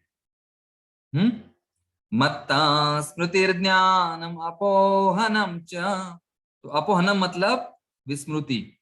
तो मुत्ता मत्ता मतलब मुझसे क्या क्या आता है? स्मृति मतलब स्मरण शक्ति, जो भी याद दिलाना है या याद रहते हमें, किसी का बार ज्ञान आता है, कभी कभी पालन करते हैं, तो भगवान से स्मृति आती है। और फिर मत्ता स्मृति और ज्ञान, ज्ञान भी और स्मृति, याद स्वयं मैं दिलाता हूँ, ज्ञान मैं देता हूँ, और विस्मृति अपोहनम भी मैं ही दिलाता हूँ, सब कुछ मुझसे ही आता है। और फिर भगवान क्या कहते, देखिए स्मृति, ज्ञान और विस्मृति भगवान से आती है, और साथ साथ फिर भगवान इतने बड़े कैसे हैं? वेदे च सर्वैर अहमेव वेद्यो। और क्या है? वेदे च सर्वैर अहमेव, कि निस्संदेह मैं वेदांत का संकलन करता हूँ। कि जो संकलन, सभी वेदों को संकलन करके केवल मुझे ही जाना जा सकता है। मैंने एक साथ सभी जो भी अगर एक साथ हम करेंगे तो संकलन करना मतलब भगवान ही सब कुछ कर सकते हैं, सभी को एक साथ ला सकते। चारों वेद जो भी है, भगवान जो भी बोलेंगे वो वेद है। समझ गए? भगवान ही संकलन करता है वेदांत के, सभी के संकलन एक साथ सबको लिख सकते हैं। मतलब भगवान की वाणी वेद है, संकलन कर रहे हैं, लिखना। जो भी भगवान के द्वारा जो बताएंगे वही भगवान है। वेद का अंत क्या होगा? भगवान को ही प्राप्त कर सकता है। वेदों का सबका सार भगवान ही है। और फिर आगे भगवान कहते हैं केवल सब मैं मुझसे ही आया ऐसे नहीं, वेदांत कृत वेद विदेव चाहम, समस्त वेदों का जानने वाला मैं ही हूँ। और सभी भगवान जानते हैं, मतलब भगवान को कुछ पता नहीं ऐसे नहीं है, सब कुछ उन्होंने लिखा है, उन्होंने बताया है, उनके द्वारा आया है और सब कुछ वो जानते हैं। सबको एक साथ ला सकते हैं, सबको नष्ट भी कर सकते हैं, कुछ भी चाहिए तो भगवान ही कर सकते हैं। वेद बड़े नहीं है, कौन बड़े हैं? भगवान बड़े हैं। भगवान सबसे बड़े हैं और भगवान ही सब कुछ है, सबके हृदय में है। सबको स्मृति ज्ञान अपोहनम भगवान ही देते हैं। सब वेदर हमें वो वेद्यो, सब वेदों के द्वारा मुझे ही जान सकते हैं। मतलब अंतिम जो है वेदांत, अंतिम कौन है? भगवान को ही जानना चाहिए। अगर भगवान के पास नहीं पहुंच रहे तो वो वेद नहीं है, वो ज्ञान नहीं है। और भगवान सब कुछ जानते हैं, ऐसे नहीं कि उन्होंने साबित दे दिया है और हमें भगवान को पता नहीं। स्वयं भगवान को सब कुछ पता है। ये चार चीजें, हर चीज में देखिए, हर पंक्ति में एक एक बातें महत्वपूर्ण कही गई है। उसके ऊपर आप लिख सकते हैं किसमें क्या क्या कहा गया है कि हृदय में, सबके हृदय में सभी प्राणियों के, और स्मृति ज्ञान और विस्मृति भगवान से आती है। भगवान सबके, सब वेदों के द्वारा भगवान को ही जाना जा सकता है और भगवान सब कुछ जानते हैं। ठीक है, तो थोड़ा हम इस श्लोक को थोड़ा चर्चा करेंगे। भगवान सभी के स्रोत हैं। और देखिए इस श्लोक में पहले बताया जाता है कि परमात्मा, कुछ हम लोग 4-5 चीजें यहाँ पर लेंगे, चर्चा करेंगे तात्पर्य में जो भी दिया है, इतना हम लोग नहीं पढ़ेंगे। तो देखिए मैं पहला वाक्य पढ़ता हूँ, आखिरी पढ़ता हूँ, फिर बाकी समझाएंगे हम लोग उदाहरणों के द्वारा। पहला वाक्य तात्पर्य, परमेश्वर परमात्मा रूप में प्रत्येक जीव के हृदय में स्थित है और उन्हीं के कारण सारे कर्म प्रेरित होते हैं। जीव अपने विगत जीवन की सारी बातें भूल जाता है, लेकिन उसे परमेश्वर के निर्देशानुसार कार्य करना होता है जो उसके सारे कर्मों का साक्षी है। तो एक एक चीज है यहाँ पर, साक्षी शब्द महत्वपूर्ण है। तो देखिए हम पहले चर्चा करते हैं कि परमेश्वर परमात्मा, इसे कभी कभी परमेश्वर यहाँ भगवान भी कहते, कहा जाता है, परमेश्वर कहा जाता है परमात्मा को। तो परमात्मा कौन है? परमात्मा हमारे इस शरीर को चलाने वाला है। तो उसमें क्या उपविभाग है, मुद्दा है यहाँ पर बताया जा रहा है कि हम लोग बातें भूल जाते हैं। कौन याद दिलाता है? परमेश्वर के अनुसार परमात्मा को वो याद दिलाया, परमात्मा याद दिलाते हैं। याद दिलाने वाला कौन है? परमात्मा। वो साक्षी है, यहाँ पर बैठे हैं ना, एक जगह बैठकर वो देखते हैं और कुछ कुछ चीजें हमें याद दिलाते कि ऐसे याद करो, वैसे याद करो। तो सब चीजें भगवान ही करते हैं, हमें सब कुछ भुलाते हैं। तो यहाँ देखिए कुछ चीजें हैं, मतलब भगवान हमारे शरीर को कैसे चलाते हैं, मतलब क्या सीखना है हमें इस श्लोक के द्वारा, क्या सीखना है? भगवान ही सब कुछ चलाते हैं, हमारे शरीर को कहो या पूरी दुनिया को, क्योंकि वो साक्षी है। पूर्व कृत्य के कर्ता, जो कृत्य कर्म हमने किया है वो जानते हैं। सब कुछ भगवान जानते हैं। हमने पहले जीवन में, पास्ट लाइफ है ना, विटनेस है, साक्षी भगवान है, हमने पहले क्या किया है, पूर्व कृत्य के जानने वाले भगवान ही हैं। हमारे कर्म, पिछले वाले कर्म भगवान ही जानते हैं। और फिर आगे आएगा विस्मृति और मार्गदर्शन भगवान ही देते हैं। जो भूलना है, हम भूल भी जाते हैं भगवान की कृपा से ही, और याद भी आता है भगवान से ही आता है। मतलब स्मृति ज्ञान और अपहनम भगवान से ही आता है, इसलिए हमारे शरीर को चलाते हैं, सब कुछ हमारे कार्य को, जो भी है कार्यों को चलाते हैं भगवान। और परिणाम, अंतिम जो फल है वो भगवान ही देते हैं। ये हुए भगवान चलाने वाले हमारे शरीर को। ये हम इस श्लोक में समझ सकते हैं। ऊपर से तात्पर्य में और समझा रहे हैं कि ब्राह्मण को जानना है, वो कौन है? इस परमात्मा के द्वारा, भगवान के द्वारा हम लोग ब्राह्मण को जान सकते हैं कि उसके प्रति सबसे बड़े ब्राह्मण, पर ब्रह्म कौन है? भगवान ही है। यहाँ पर ये बताया जा रहा है कि भगवान को समझना जरूरी है। ब्रह्म है ना, जैसे ब्रह्म स्तर मतलब ब्रह्म, ब्राह्मण और ब्राह्मण अलग अलग शब्द हैं, थोड़ा समझने का प्रयास कीजिए। ब्रह्म मतलब वो जो वातावरण है, सफेद, वहां पर सब कुछ रहता है। विराट जो कैसे कैविटी है, जो भी है, वो ब्रह्म। ब्रह्म, अहम ब्रह्मास्मि, जीव मतलब ब्रह्म। ब्राह्मण मतलब जो आकाश, और ब्राह्मण मतलब वो जो चतुर्वर्ण, उसको कहेंगे चातुर्वर्ण मया सृष्टम, उसमें जो आता है ब्राह्मण। उसमें अंतर है, ब्रह्म, ब्राह्मण और ब्रह्मन। तो हम सभी लोग क्या है? और ब्रह्मा, समझ गए? ब्रह्मन मतलब जो आकाश विराट जो जगह है, तो उसे कहेंगे ब्रह्मन। और हम सभी लोग ब्रह्मा, हम ब्रह्मास्मि, कि मैं जीव हूं। और ब्रह्मा मतलब जो सृष्टि निर्माण करते हैं, और ब्राह्मण मतलब एक व्यक्ति होता है, वो चतुर्वर्ण एक वर्ण है, आश्रम है।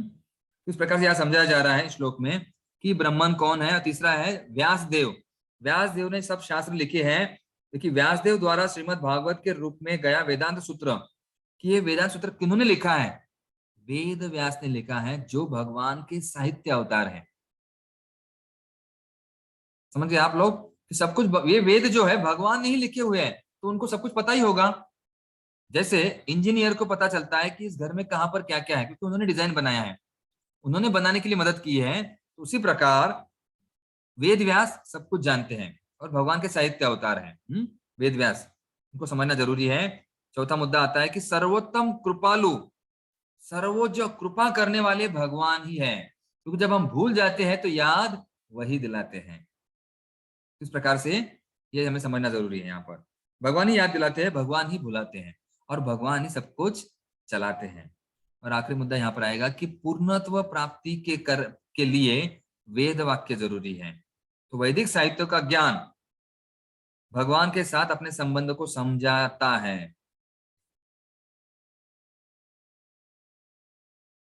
तो वैदिक साहित्य जो है ये हमें समझाता है, क्योंकि वेद व्यास स्वयं भगवान से ही आए हुए हैं। तो यहाँ पर जरूरी देखिए, वैदिक साहित्य के ज्ञान से भगवान के साथ अपने संबंध को समझा जा सकता है। और जो वैदिक साहित्य किसने लिखा है? वेद व्यास जी ने। वेद व्यास कौन है? भगवान के साहित्य अवतार। मगर असली में देखा जाए तो कौन हो जाएंगे? भगवान ही सब कुछ चलाते हैं, भगवान ही सब कुछ याद दिलाते हैं, और भगवान ही सब कुछ भुलाते हैं। मतलब हमारे हाथ में कुछ नहीं है। हरे कृष्णा कृष्ण कृष्ण हरे हरे, हरे राम राम राम हरे हरे। एक मिनट, किसने चेंज किया था स्क्रीन?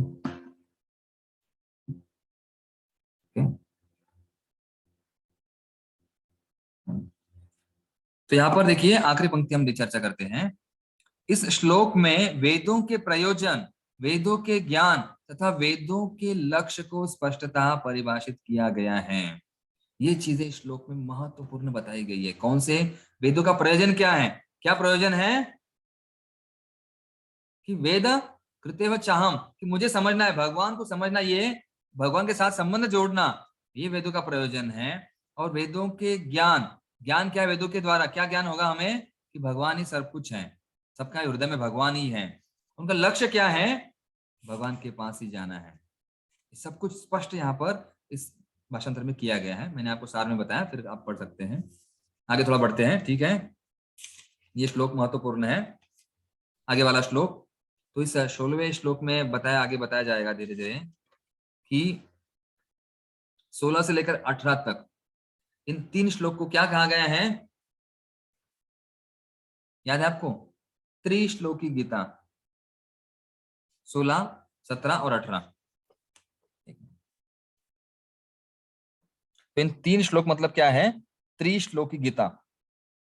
जैसे आपने सुना होगा चतुश्लोकी गीता, या जैसे 1 श्लोकी भागवतम, 1 श्लोकी रामायण, तो यहाँ पर ये जो श्लोक आते हैं 16, 17 और 18, ये 3 श्लोक हैं सब वेदांतों का सार इस 3 श्लोक में बताया जा रहा है, इसलिए यहाँ पर इनको कहा गया है त्रिश्लोकी गीता।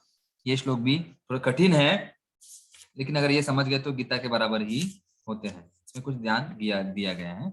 हम यहाँ पर चर्चा करेंगे 16वें श्लोक में कि क्या अविश्वसनीय है, क्या विश्वसनीय है।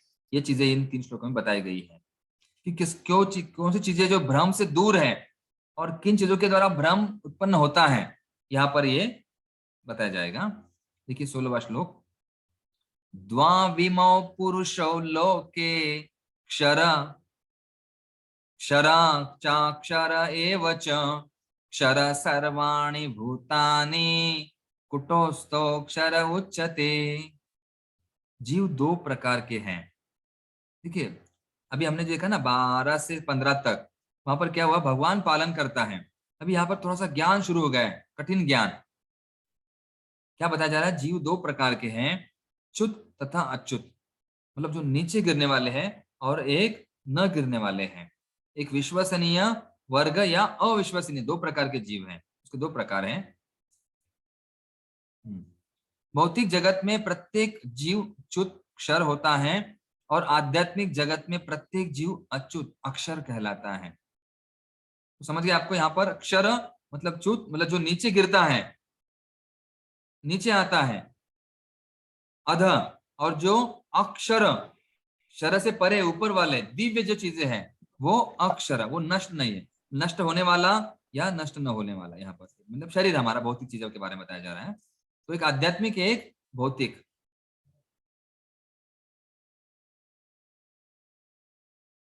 हरे कृष्णा। तो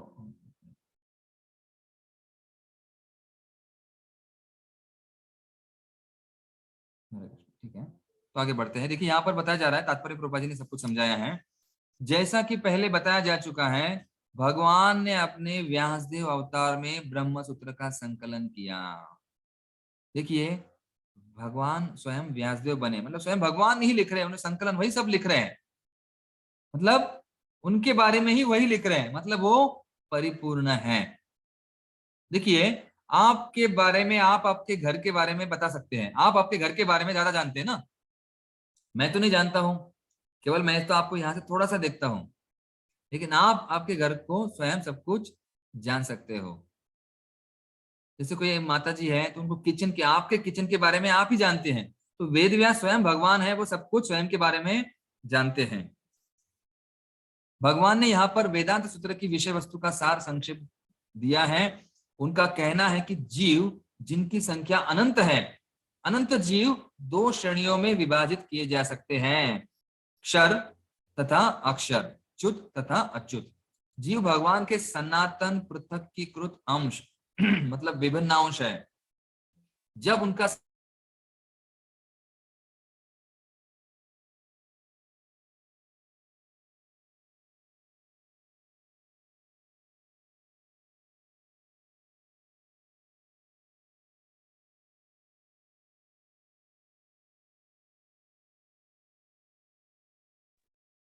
हरे कृष्णा कृष्णा कृष्णा हरे हरे, हरे राम राम राम हरे।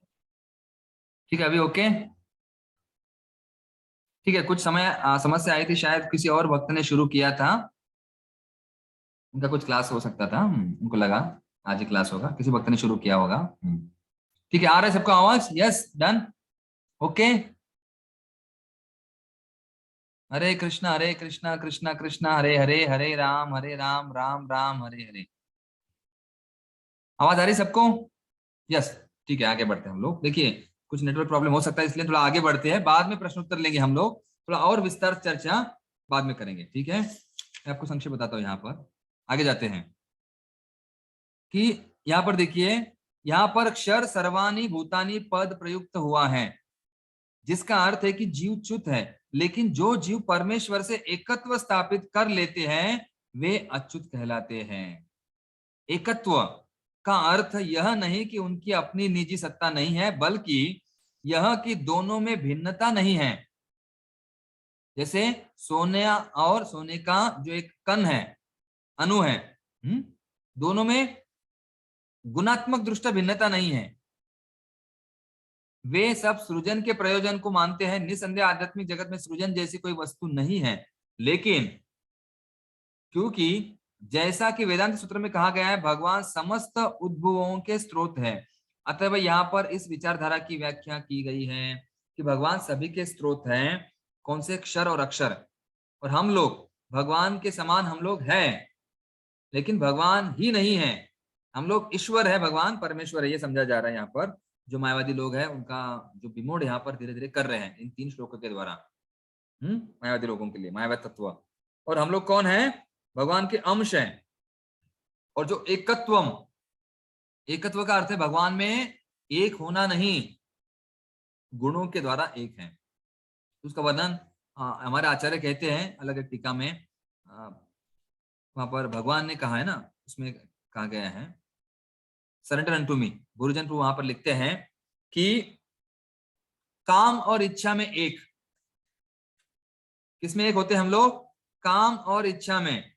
तो हमारा काम शुद्ध करना है और हमारी इच्छा एक करनी है।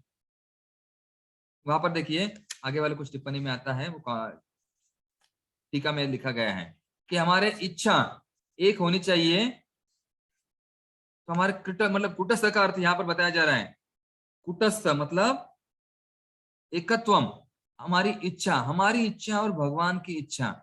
भगवान की इच्छा क्या है? सब जीव मेरे पास आने चाहिए, मेरे सनातन अंश है। और हमारी इच्छा क्या है? भगवान के पास जाना है। मतलब क्या हुआ? दोनों इच्छा एक ही है। समझ गए आप लोग? ये एकत्वम है। इच्छा एक होनी चाहिए, काम को शुद्ध करना है और इच्छा को एक ही बनाना है। यहां पर इस श्लोक में ये समझाया जा रहा है। समझ रहे आप लोग धीरे धीरे? तो आगे बढ़ते हैं। अगला परिच्छेद। भगवान श्री कृष्ण के कथनानुसार जीवों की 2 श्रेणियां हैं, वेदों में इसके प्रमाण मिलते हैं। तो 2 श्रेणियां हैं, तो ये स्पष्ट बताया गया है। एक सब कुछ एक नहीं है, हम और भगवान भी एक नहीं है, इच्छा में एक है। दोनों की इच्छा एक ही होनी चाहिए। आखिरी वाला पंक्ति देखिए, किंतु आध्यात्मिक जगत में वे मुक्त जीव सदा एकावस्था में रहते हैं। आध्यात्मिक जगत में वो हमेशा वहां पर रहते हैं, उनको फिर वापस दुनिया में नहीं आना पड़ता। उसका उत्तर हम लोग बाद में बताएंगे आपको, क्योंकि बड़ा विस्तारित वर्णन है। प्रश्न हम लोग आखिरी में लेंगे। आगे बढ़ते हैं। 17वां श्लोक। उत्तम पुरुषस्त्वन्य परमात्मेत्योदाहृता यो लोकत्रयम् यमाविश्य विभर्ते व्यय ईश्वर। इन दोनों के अतिरिक्त, कौन दोनों? क्षर और अक्षर, च्युत और अच्युत, नीचे आने वाले और ऊपर जाने वाले। इन दोनों के अतिरिक्त एक परम पुरुष परमात्मा है जो साक्षात अविनाशी भगवान है और जो तीनों लोकों में प्रवेश करके उनका पालन कर रहा है। देखिए यहाँ पर समझाया जा रहा है, मतलब उपनिषद का प्रभुपाद जी ने यहाँ पर व्याख्या दी गई है कि वहां पर सुंदर ढंग से व्यक्त हुआ है क्या, कि वहां यह कहा गया है कि असंख्य जीवों के नियंता, जिनमें से कुछ बद्ध है और कुछ मुक्त है। मतलब बद्ध और मुक्त, बद्ध वाले च्युत होते हैं और मुक्त वाले अच्युत रहते हैं। क्षर अक्षर है ना, पुनः वही नित्य नित्यानाम चेतन चेतनानाम। सारांश यह है कि बद्ध तथा मुक्त दोनों प्रकार के जीवों में से एक परम पुरुष भगवान होता है। जो अच्युत है, जो अक्षर है, वो भगवान है और उन सबका पालन करता है और उन्हें उनके कर्मों के अनुसार भोग की सुविधा प्रदान करता है। वह भगवान परमात्मा के रूप में सबके हृदय में स्थित है। जो बुद्धिमान व्यक्ति उन्हें नहीं समझ सकता है वह पूर्ण शांति लाभ कर सकता है, वही पूर्ण शांति लाभ कर सकता है। जो समझता है वही शांति प्राप्त कर सकता है, अन्य कोई नहीं। तो देखिए इस तीनों श्लोक में जो 15 से लेकर 17 तक परमात्मा की चर्चा की गई है। और यहाँ पर देखिए बताया जा रहा है कि वेद सर्वोच्च पुरुष है और मैं दिव्य हूँ, विश्वसनीय हूँ और महान हूँ। ये चीजें यहाँ पर बताई जा रही। परमात्मा कैसे है? विश्वसनीय है, दिव्य है और महान है। तो ये चर्चा इन तीनों श्लोकों में की जा रही है, 15, 16 और 17, सॉरी 16, 17 और 18। यहाँ पर ये समझाया जा रहा है। तो यहाँ पर इसलिए इस श्लोकों को त्रिश्लोकी, मतलब इसमें बहुत कुछ सार दिया गया है कि 2 है, लेकिन 2 में से एक कौन सा है? एक बद्ध है, एक मुक्त है। बद्ध मतलब जीवात्मा और मुक्त मतलब परमात्मा, भगवान। वो तो सबसे मुक्त है, सब कुछ उनसे ही आता है। आगे 18वां श्लोक। और जो ये समझ गया है वही पूर्ण शांति प्राप्त कर लेता है। इस प्रकार से सार रूप में बताया जा रहा है तीनों श्लोक, इसीलिए त्रिश्लोकी गीता है। ज्यादा उसका वर्णन नहीं आता है, बाहर के लोग दुनिया में नहीं आता है। चतुश्लोकी गीता ही महत्वपूर्ण है, उनके बारे में हम ज्यादा चर्चा करते हैं। आगे 18वां श्लोक। यस्मात्तक्षरमतीतोऽहं अक्षरादपि चोत्तमा अतोऽस्मि लोके वेदे च प्रथिता पुरुषोत्तमा। क्योंकि मैं अक्षर तथा अक्षर दोनों के परे हूँ और क्योंकि मैं सर्वश्रेष्ठ हूँ, अतएव मैं इस जगत में तथा वेदों में परम पुरुष के रूप में विख्यात हूँ। भगवान के यहाँ पर क्या कह रहे हैं कि मैं अक्षर तथा अक्षर से परे हूं, मतलब भगवान जो है इसके भी परे है, परमात्मा के ऊपर भगवान है ना, सर्वश्रेष्ठ है भगवान, और इस जगत तथा वेदों में परम पुरुष के रूप में, और भगवान कहते हैं परम पुरुष भगवान ही है। तो यहाँ पर ये बताया जा रहा है, देखिए भगवान ही सब पुरुष उत्तम, सब पुरुषों में उत्तम जो है वो भगवान है, पुरुषोत्तम। और इसीलिए इस अध्याय का नाम है पुरुषोत्तम योग। उन भगवान से हमें जोड़ना है। कैसे?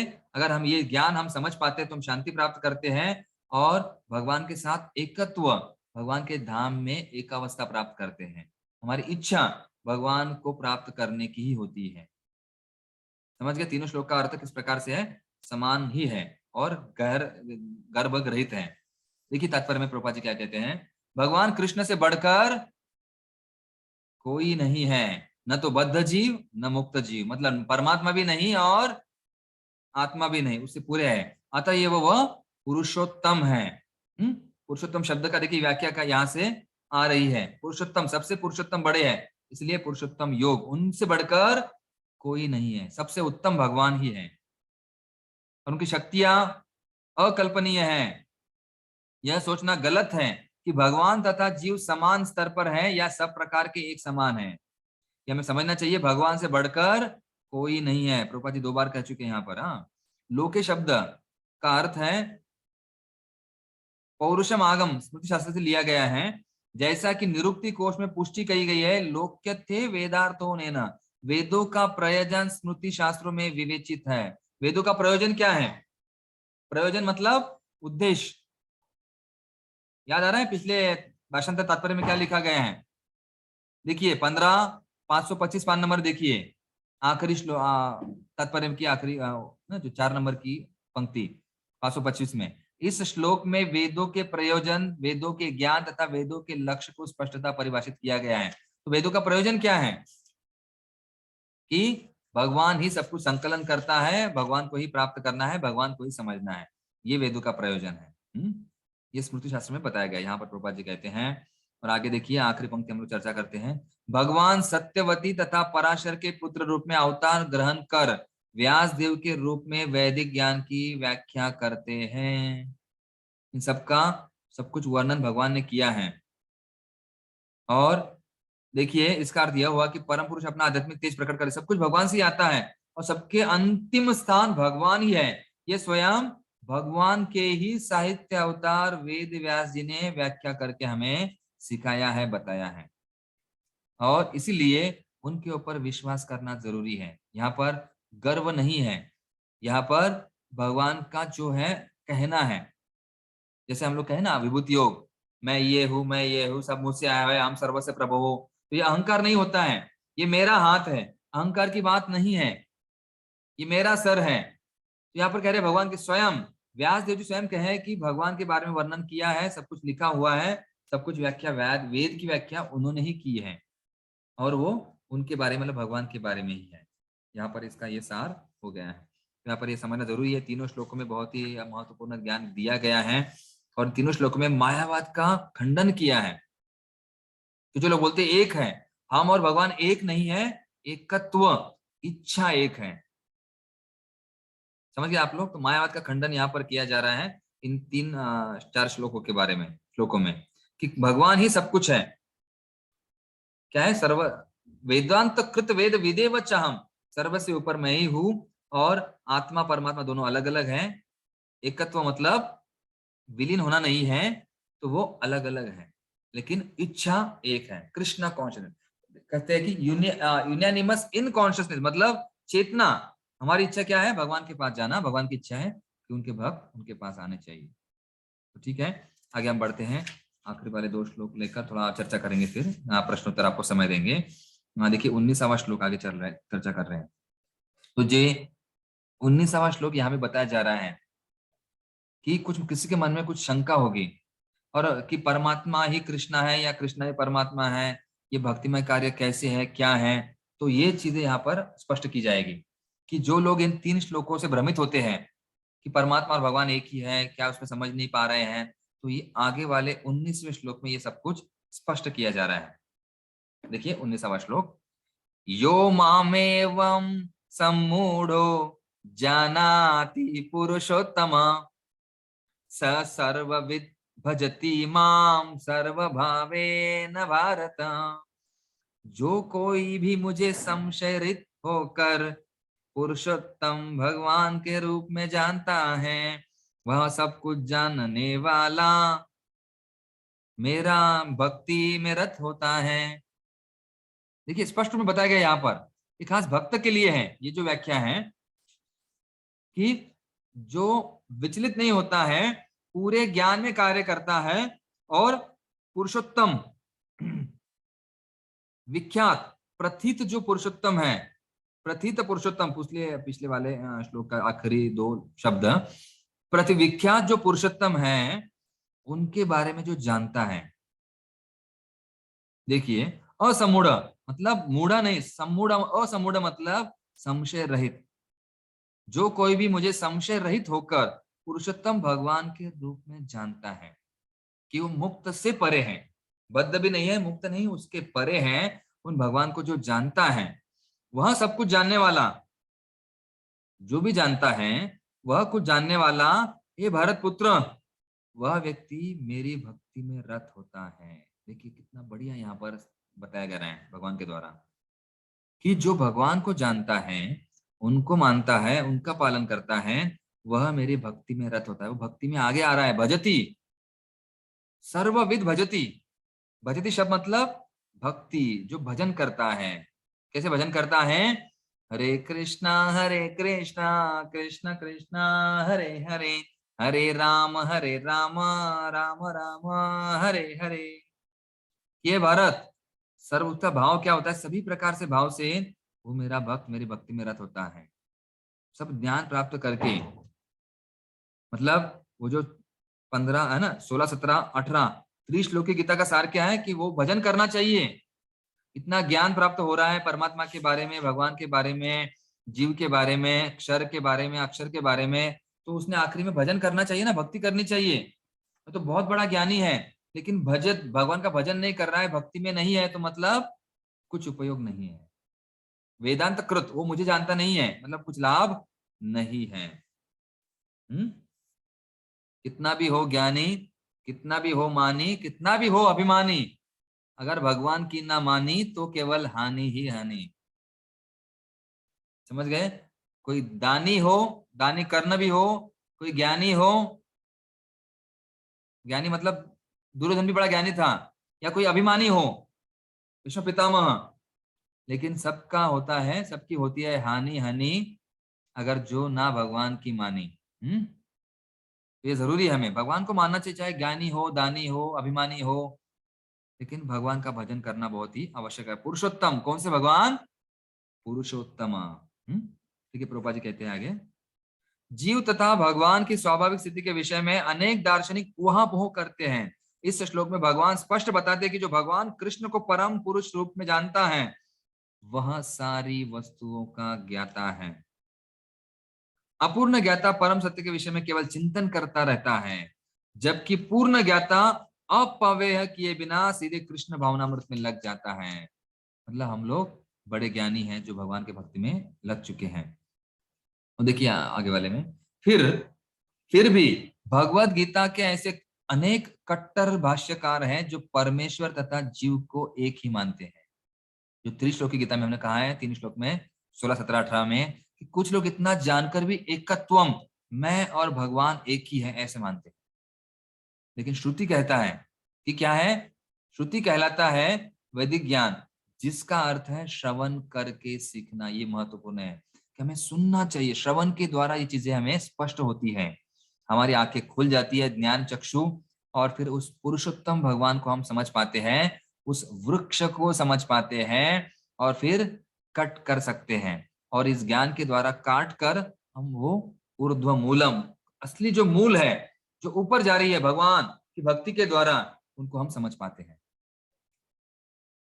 और देखिए फिर से यहाँ पर प्रभुपाद जी कह रहे हैं इसी आखिर में, देखिए, मनुष्य को विनीत भाव से भगवत गीता से सुनना चाहिए कि सारे जीव सदैव भगवान के अधीन हैं।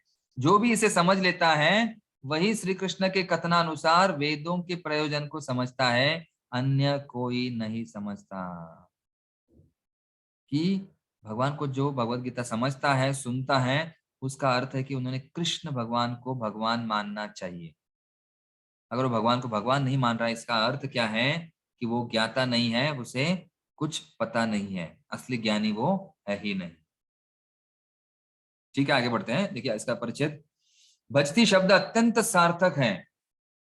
कई स्थानों पर भजती का संबंध भगवान की सेवा के अर्थ में व्यक्त हुआ है। यहाँ पर प्रभुपाद जी स्पष्ट बताते हैं, यदि कोई व्यक्ति पूर्ण कृष्ण भावनामृत में रत है, अर्थात भगवान की भक्ति करता है, तो यह समझना चाहिए कि उसने सारा वैदिक ज्ञान समझ लिया है। वैष्णव परंपरा में यह कहा जाता है कि यदि कृष्ण भक्ति में लगा है, रहता है कोई, तो उसे भगवान को जानने के लिए किसी अन्य आध्यात्मिक विधि की आवश्यकता नहीं रहती। जिसने केक खाया हुआ है, उसे सूखी रोटी की आवश्यकता नहीं है। उसका पेट पहले ही भरा हुआ है, उसे कुछ और चीजें नहीं प्राप्त करने की इच्छा नहीं होती है। तो इसी प्रकार जो भक्ति में प्रसन्न है, उसको और चीजें की क्या आवश्यकता है? उसको कोई जरूरत ही नहीं है। और देखिए प्रभुपाद जी फिर थोड़ा सा सटीक भाषा में कहते हैं, लेकिन यदि कोई लाखों जन्मों तक चिंतन करने पर भी इस लक्ष्य पर नहीं पहुंच पाता कि श्री कृष्ण ही भगवान है और उनकी ही शरण ग्रहण करनी चाहिए, तो उसका अनेक जन्मों का चिंतन व्यर्थ जाता है। अगर भगवान का भजन नहीं कर रहा है, शरण ग्रहण नहीं कर रहा है, मतलब सब कुछ व्यर्थ है। दानी हो, मानी हो या अभिमानी हो, सब कुछ व्यर्थ ही है। और फिर इसका सार क्या है? भक्ति और भजन। भक्ति करने वाला है, इसकी भक्ति पुरुष उत्तम, इस भगवान की भक्ति। अभी देखिए यह जो 20 वाला आखिरी जो श्लोक है, ये जो श्लोक है ये भी महत्वपूर्ण है। अभी यहाँ पर अंतिम श्लोक है इस अध्याय का, अंतिम छोर में हम पहुंच चुके हैं। और ये जो श्लोक है पूरे 15वें अध्याय का सारांश इस 20 नंबर के श्लोक में समझाया जाएगा भगवान के द्वारा। ये पूरे सारांश, ये पूरे 15 अध्याय का सारांश हम अभी चर्चा करेंगे किस प्रकार से। ये पूरे अध्याय का सारांश, ये 15वां ये अध्याय का सारांश, ये श्लोक है। ये समझ गए मतलब हमें सब परिणाम कि ज्ञान पूर्ण और पूर्णत्व कैसे प्राप्ति करती है भगवान की भक्ति की, उसके लिए क्या क्या पात्रता है, कैसे हम ये इसे पार कर सकते हैं, कैसे समझ सकते हैं, सब कुछ इस 15वें अध्याय के इस 20वें श्लोक में सब कुछ सार दिया है। तो ठीक है, आखिरी श्लोक लेते हैं हम लोग, पढ़ते हैं। सभी सब साथ में हैं? यस, तो साथ में तो एक बार बोलिए, हरे कृष्णा कृष्ण कृष्ण हरे हरे, हरे राम राम राम हरे हरे। तो प्रश्न आपके होंगे तो प्रश्न कृपया लिख लीजिए, हम आपको आखिरी में 15 मिनट देंगे। इसकी व्याख्या करते पहले इस श्लोक की। श्लोक पढ़ते हैं, 20 नंबर श्लोक। इति गुह्यतमं शास्त्रम इदं मुक्तं मया नघ, एतद् बुद्ध्वा बुद्धिमान् स्यात् कृतकृत्यश्च भारत। हे अनघ, यह वैदिक शास्त्रों का सर्वाधिक गुप्त अंश है जिसे मैंने अब प्रकट किया है। जो कोई इसे समझता है वह बुद्धिमान हो जाएगा और उसके प्रयास पूर्ण होंगे। मतलब क्या? ये फलश्रुति सार है कि जिन्होंने भी ये समझ लिया है उन्होंने क्या किया है, उसके जो प्रयास है वह बुद्धिमान हो जाएगा। मतलब आप सभी लोग बड़े बुद्धिमान होंगे और समझ जाएंगे। जो समझता है, हम लोग समझने का प्रयास किया हम सभी भक्तों ने, और प्रयास हम जो भी हम प्रयास कर रहे हैं सारे प्रयास पूरे होंगे, ये बहुत जरूरी है। देखिए तात्पर्य में प्रभुपाद जी कहते हैं भगवान ने यहाँ स्पष्ट किया है कि यह सारे शास्त्रों का सार है और भगवान ने इसे जिस रूप में कहा है उसे उसी रूप में समझा जाना चाहिए। इस तरह मनुष्य बुद्धिमान तथा दिव्य ज्ञान में पूर्ण हो जाएगा। ये ज्ञान उसे पता होना चाहिए। तो इसलिए ये जरूर, दूसरे शब्दों में भगवान के इस दर्शन को समझने तथा उनकी दिव्य सेवा में प्रवृत्त होने से प्रत्येक व्यक्ति प्रकृति के गुणों के समस्त कल्मश से मुक्त हो सकता है। इसका कौन सा शब्द है वो? कल्मश से मुक्त होना, मतलब अनघा। क्या कहा गया है? अनघा। हे अनघ, हे मेरे, मया अनघ, मेरे द्वारा, अनघ मतलब पाप रहित, तुम्हारे सब पाप नष्ट किए जाएंगे। अनघ, अघ मतलब पाप, अनघ मतलब मुक्त हो जाओगे इस पाप से। यहाँ पर देखिए भगवान स्वयं कहा गया है। और कैसे? भक्ति आध्यात्मिक ज्ञान की एक विधि है। जहां भी भक्ति होती है वहां भौतिक कल्मश नहीं रह सकता। जहां सूर्य वहां नहीं माया का अधिकार। जहां कृष्ण है वहां पर माया का अधिकार नहीं है। और भगवत भक्ति तथा स्वयं भगवान एक है, क्योंकि दोनों आध्यात्मिक हैं, यहाँ पर बताया जा रहा है। और सब कुछ भगवान के अंतरंग शक्ति के द्वारा होता है। उदाहरण दिया जा रहा है सूर्य के समान, जहां पर सूर्य है वहां पर अंधकार नहीं है। और हर एक व्यक्ति को यह ग्रहण करना चाहिए। और जब तक ये कोई समझता नहीं है तो उसे बुद्धिमान नहीं कहा जा सकता है। और फिर देखिए आखिरी बीच वाले 2 नंबर, सेकंड लास्ट पैराग्राफ, जिस अनघ शब्द से अर्जुन को संबोधित किया गया है वह सार्थक है। अनघ अर्थात निष्पाप। इसका अर्थ है कि जब तक मनुष्य समस्त पाप कर्मों से मुक्त नहीं हो जाता तब तक कृष्ण को समझ पाना कठिन है। उसे समस्त कल्मश, समस्त पाप कर्मों से मुक्त होना होता है, तभी वह समझ सकता है। लेकिन निष्पाप होना बहुत जरूरी है। तो यहाँ पर कुछ पात्रताएं बताई गई है। कौन सी पात्रता होनी चाहिए व्यक्ति को? निष्पाप, मतलब पाप से हमने पहले किया होगा तो ठीक है, लेकिन अभी नहीं करना चाहिए। चैतन्य महाप्रभु ने जैसे जगाई और मधाई को क्या कहा? सिन नो मोर। अभी तक पाप किया ठीक है, लेकिन इसके आगे पाप मत करो। तो इसीलिए हमें समझना चाहिए कि आगे नहीं करना है। जब तक समझा नहीं ठीक है, लेकिन अभी समझने के बाद नहीं करना है। ये पात्रता है। तो इसके लिए क्या हो जाएगा, फिर हम भगवान के अंतरंगा शक्ति मतलब ज्ञान को ज्यादा समझ सकते हैं। देखिए आखिर का परिचय देखते हैं। शुद्ध भक्तों के संगति में रहकर पूर्ण कृष्ण भावनामृत में भक्ति करते हुए कुछ बातों को बिल्कुल ही दूर कर देना चाहिए। सबसे महत्वपूर्ण बात है जिस पर विजय पानी है वह है हृदय की दुर्बलता। इस हृदय है ना, कई बार हम लोग निर्णय नहीं ले पाते हैं।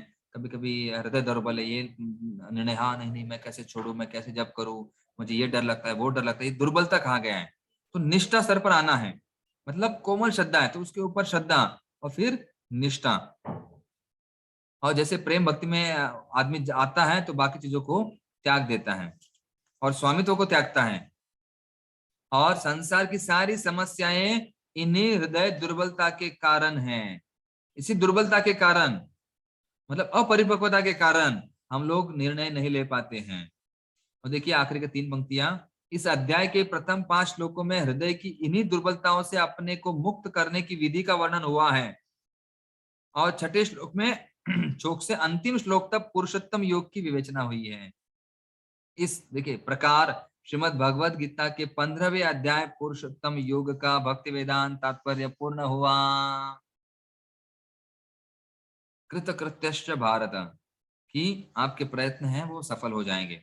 देखिए यहाँ पर बताया जा रहा है कि पहले जो हमने जो चर्चा की है, जो वृक्ष है ना, उस वृक्ष में हम फंसे हुए हैं टहनियों में। तो वो टहनियों से दूर होने के लिए क्या करना पड़ेगा? उसे काटना पड़ेगा। और किससे काटना पड़ेगा? ज्ञान की तलवार से ज्ञान प्राप्त करना है। और कौन सा ज्ञान है फिर? वो क्षर अक्षर। और फिर उसके बाद क्या होगा? हमें भक्ति, भगवान को जानना है, भजन करना है।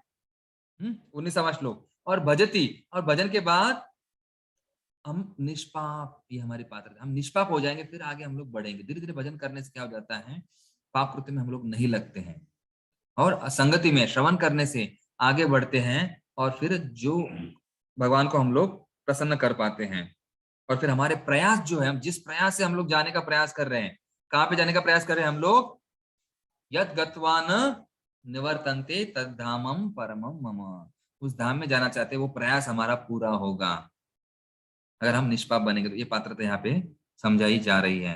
तो श्रवण करना बहुत ही आवश्यक है। भक्तों के संग में रहकर जितना हम श्रवण करेंगे उतना हम लोग समझेंगे, उतना हम लोग पालन करेंगे, और फिर हमारा जो प्रयास है वो पूरा फलीभूत होगा। देखिए इस श्लोक में क्या क्या बताया जा रहा है, फिर से मैं आपको दोहराता हूँ। इस संक्षिप्त में इस 15वें अध्याय को क्या बता रहा हूँ कि देखिए शुरुआत में हमने चर्चा की है कि हमें निष्पाप होना है। आखिरी देखिए यहाँ पे निष्पाप होना जरूरी है, और इसीलिए क्या करना पड़ेगा, आसक्ति को काटना पड़ेगा। भौतिक दुनिया की आसक्ति काट कर निष्पाप होंगे ना, और पर ब्रह्मन, उस ब्रह्मन अक्षर अक्षर भगवान को समझेंगे, और जो भगवान सभी का स्रोत है। और हमारी इच्छा और सेवा दोनों एक होना है। देखिए मैं एकत्वम के बारे में बता रहा था, वहां पर क्या एक होना चाहिए, एकत्वम, इच्छा और सेवा, काम नहीं, वहां पर काम और इच्छा वो अलग है। यहाँ पर बताया जा रहा है इच्छा और सेवा एक होनी चाहिए। क्या इच्छा होनी चाहिए, भगवत धाम जाना है और भगवान की सेवा करनी है, जो भगवान को पसंद है, भगवान को अच्छी लगती है, आदेश प्राप्त हुआ है, वही सेवा करनी है। ये अगर एक हो जाएगा तो वो एकत्वम, यही इसका सार है। फिर हम निष्पाप तो होंगे, भक्ति करेंगे और भजन करेंगे, और फिर ऊर्ध्व मूलम, और उस पुरुषोत्तम भगवान को जान पाएंगे। अनघा मतलब निर्दोष, निष्पाप, यहाँ पर वर्णन किया जा रहा है। ठीक है, 8:13 हो गए। तो मैंने प्रयास किया जिस प्रकार से हो सके उसका। तो किसी कोई प्रश्न है तो प्रश्न आप पूछ सकते हैं। 15 मिनट, हमारे पास 17 मिनट हैं। तो उसके पूर्व आप हाथ भक्त लोग ऊपर नहीं कर रहे हैं, तो उसके पूर्व जो कल कुछ प्रश्न थे, किसी ने कुछ प्रश्न पूछे थे कि यद गत्वान निवर्तन्ते तद्धाम परमम मम, क्या हम भगवान के धाम गए थे तो वहां से वापस कैसे आए। देखिए ये बहुत ही महत्वपूर्ण प्रश्न है। ये हर बार प्रश्न भक्त लोग पूछते हैं, किसी भक्त का भी प्रश्न ये हो सकता है। तो इसके लिए उत्तर एक ही है। इसके लिए जीबीसी ने भक्ति वेदांत वेदाबेस, उसके बारे में एक किताब ही बनाया था। एक छोटा सा आर्टिकल है, बड़ा बड़ा आर्टिकल है, मतलब किताब के समान ही है, कि हम उसके बारे में दिया गया है कि हम लोग भगवान के धाम थे, वहां सब कुछ चीजें शुद्ध है, पवित्र है, तो हम लोग आए कैसे यहाँ पर। तो उसका उल्लेख बताते हैं कि हम लोग इस बार यहाँ पर आए हैं, आए कैसे है इसके बारे में ज्यादा नहीं सोचना है, वापस जाना कैसे है वो सोचो। जैसे हमने कल चर्चा की थी कि हम गिर गए हैं, तो हम कैसे गिर गए पानी में, वो नहीं सोचना है, वापस कैसे निकले पानी से वो सोचना है। गलती किसकी हुई वो नहीं, अभी गलती फिर से नहीं करना है, सुधारना है, तो वो समझना जरूरी है। यहाँ पर यह है कि भगवत धाम से हम आए इस धरातल पर, अभी वापस जाना है, और वापस जाने के बाद नहीं आएंगे, इसकी गारंटी ये इस भगवत गीता में दी गई है। और एक हमारे सन्यासी गण कहते थे कि इस जो कलयुग है, इस वाले गीता में भगवान ने कहा है कि वापस आएंगे, अगले वाले जब आएगा वो बार, अगली बार, तो पता नहीं। तो चैतन्य महाप्रभु की कृपा है विशेष करके यहाँ पर, कि चैतन्य महाप्रभु वापस लेने के लिए हमें आए हैं। क्योंकि देखिए अगली बार चैतन्य महाप्रभु या प्रभुपाद जी नहीं आ सकते हैं, तो इसलिए ये मौका हमारे पास है कि अभी वापस जाना है वो सोचो, वापस जाने के बाद बारे में प्रयास करना है। बीमार कैसे पड़े वो नहीं सोचना है, अभी ठीक होना है, और अगली बार बीमार नहीं होना है इसकी तैयारी करनी है। तो ठीक है। और एक माता जी ने प्रश्न पूछा था कल, आहिरे माता जी ने, प्रधान का अर्थ है ना प्रधानमंत्री, प्रधान सेवक, प्रधान का अर्थ है, प्रधान मतलब मुख्य, प्राइम, उसे कहा जाता है कि उसका अर्थ यही होता है कि अप्रकट जो भी चीजें हैं जो दिखाई नहीं दे रही है। अभी देखिए 3 गुण है, 3 गुण बोले गए, 3 है, लेकिन उसके पूर्व उसके पहले जो भी चीजें होती है उसे कहते हैं प्रधान। प्रधान मतलब अव्यक्त, जो व्यक्त नहीं हुआ है, सामने नहीं आया है, वो प्रधान है। और प्रधान से फिर क्या बनता है? महत्त्व प्रकट हो जाता है। अप्रकट से प्रकट होने लगता है। कैसे प्रकट होता है? महत्त्व, महत्त्व मतलब 24 चीजें, 5 कर्मेंद्रिय, 5 ज्ञानेन्द्रिय, 10 5 इंद्रिय विषय और 5 इंद्रिय हो गए 20, मन बुद्धि अहंकार 23 और परमात्मा या आत्मा 24 हो गए। कभी उसको 25 बोलते हैं या 24 बोलते हैं। मतलब आत्मा और परमात्मा ये एक ही माना जाता है, मतलब एकत्व में है ना, इच्छा और सेवा के बारे में। हाँ, तो इसलिए वो एक पकड़ा गया है, या 25 बोल सकते हैं, 24 तत्व है। तो ये प्रधान मतलब पहले अव्यक्त प्रकट नहीं थे, केवल सामग्री रखी गई है। अभी गोला बनाया गया है, मतलब वो महत्त्व है।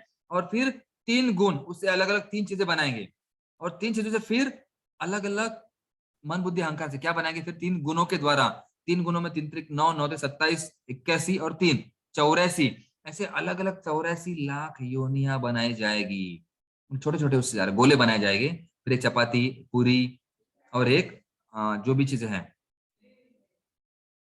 है ना, कोई चीजें बनाएंगे। इस प्रकार से हम लोग पिज्जा बना सकते हैं, है ना। देखिए वही आटा पानी रखा हुआ है, मतलब वो प्रधान। गोला बनाया गया है, मतलब महतत्व। और 3 अलग अलग चीजें यहाँ अलग अलग बनाए गए हैं, गोले छोटे छोटे गोले, है ना। बड़ा जो गोला है, इतना बड़ा बना है, वो है महतत्व। और अब इसके बाद जो बनेंगे छोटे छोटे चीजें, तो वो बाकी गुणों के द्वारा, गुणों का प्रभाव होगा। छोटा होगा छोटा गुण, बड़ा बड़ा हाथ है बड़ा बढ़ेगा। इस प्रकार से वो अलग अलग इंद्रिय विषय, तन्मात्रा, सत्वगुण, रजोगुण, तमोगुण, इस प्रकार से अलग अलग 24 तत्वों के द्वारा वो अलग अलग व्यक्तियां बनाएंगे। मतलब उसी आटे से, उसी आटे के गोले से क्या बनेगा?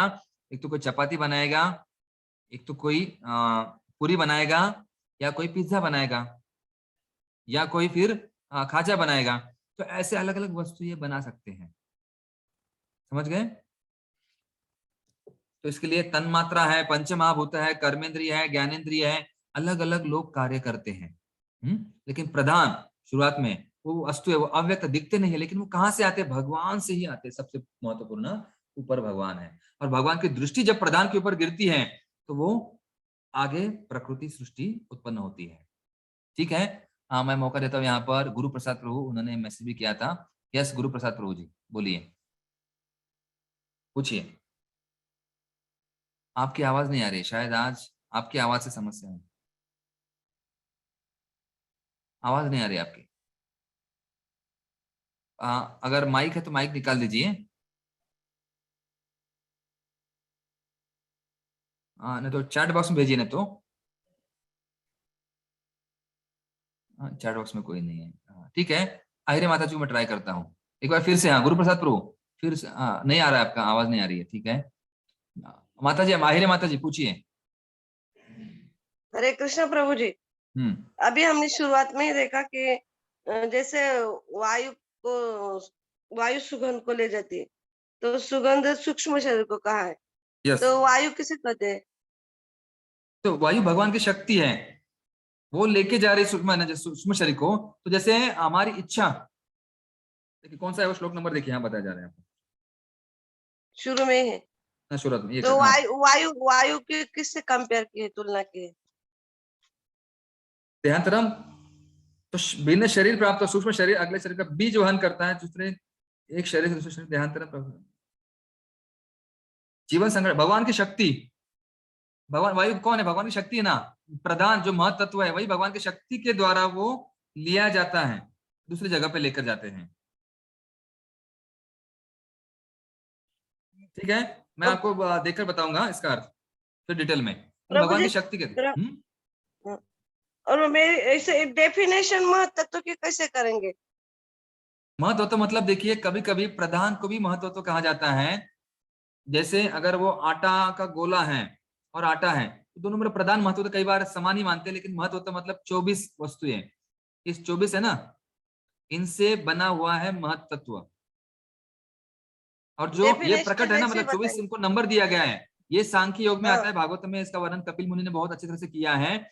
24 नंबर है, मतलब महत्त्व गिन सकते हैं, लेकिन जो प्रधान है वो नहीं गिन सकते हैं, वो अनमैनिफेस्टेड, अप्रकट है। यस माता, धन्यवाद। गुरु प्रसाद प्रभु फिर से एक बार प्रयास कीजिए, अनम्यूट करने का प्रयास कीजिए गुरु प्रसाद प्रभु। नहीं हो रहा है उनसे, आस्क टू अनम्यूट, है ना? ठीक है, चैट बॉक्स में पूछे, किसी का कोई प्रश्न है तो पूछिए।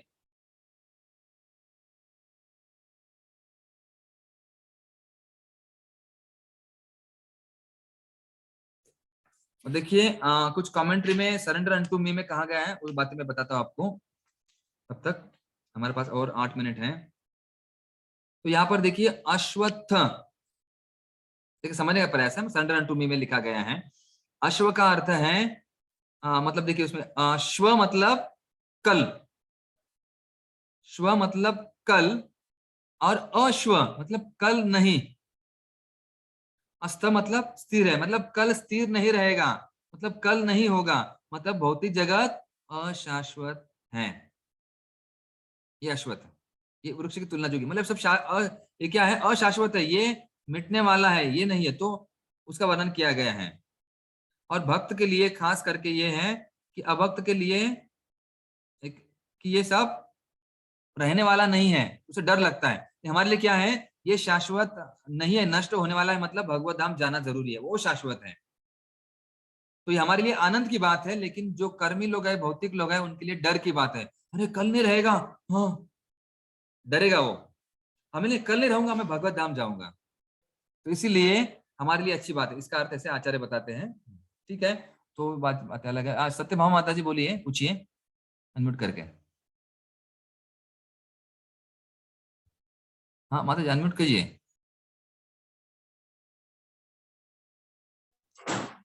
प्रभु जी, जो बोलिए, आवाज आ रही है?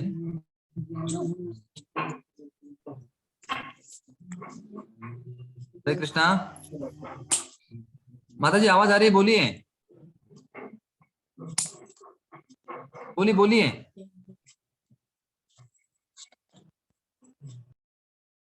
ओके, मेरी आवाज आ रही है सभी को? हरे कृष्णा, हरे कृष्णा, हरे कृष्णा, कृष्णा कृष्णा हरे हरे, हरे राम राम राम हरे हरे। मेरी आवाज आ रही है आप लोगों को?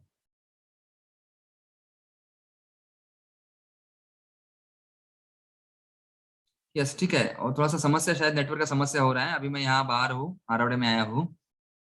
ठीक है। हाँ माता जी, प्रश्न पूछना है, अनम्यूट करके पूछिए। सत्यभामा सुंदरी माता जी, आखिरी प्रश्न लेंगे हम लोग। हरे कृष्ण प्रभु, दंडवत प्रणाम। बोलिए बोलिए बोलिए।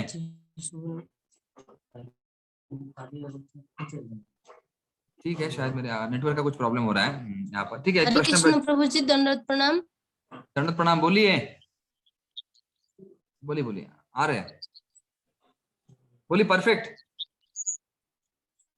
प्रभु जी वो फास्ट श्लोक का थोड़ा सा समझा। अच्छा, पहले श्लोक का वो थोड़ा सा, ठीक है वो। हाँ ठीक है, देखिए अ मतलब प्रभु जी, जो मतलब जो ब्रह्मा तक है भौतिक दुनिया है, जो स्वर्ग है वो भी भौतिक दुनिया है। सभी भौतिक है, ब्रह्मा जी भी है। जो इच्छा, मतलब देखिए ना, हमने जो आपको दिखाया था जो वृक्ष, उसके जो इच्छा है उसके नीचे ब्रह्मा जी दिखाए गए हैं।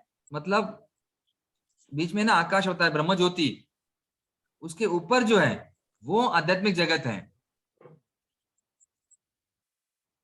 महाराज जी, वो आपको किसी तो पिक्चर में आपको समझ में आध्यात्मिक आता है। जगत को हम एक बार जानने के बाद। आपकी आवाज टूट रही है, शायद बैंडविड्थ, मेरा नेटवर्क यहाँ पे खराब है। जी प्रभु जी। माता जी ठीक है, नहीं तो आवाज नहीं आ रही है मुझे ठीक से। हरे कृष्ण प्रभु जी। उनका आवाज नहीं जा रही है, ठीक है, नहीं बाद में उत्तर दूंगा। देखिए एक प्रश्न पूछा जा रहा है मुझे चैट में, 8.3 और 8.4 also discuss अक्षर and अक्षर, where is Arjuna was also called embodied and how it is possible। तो देखिए 8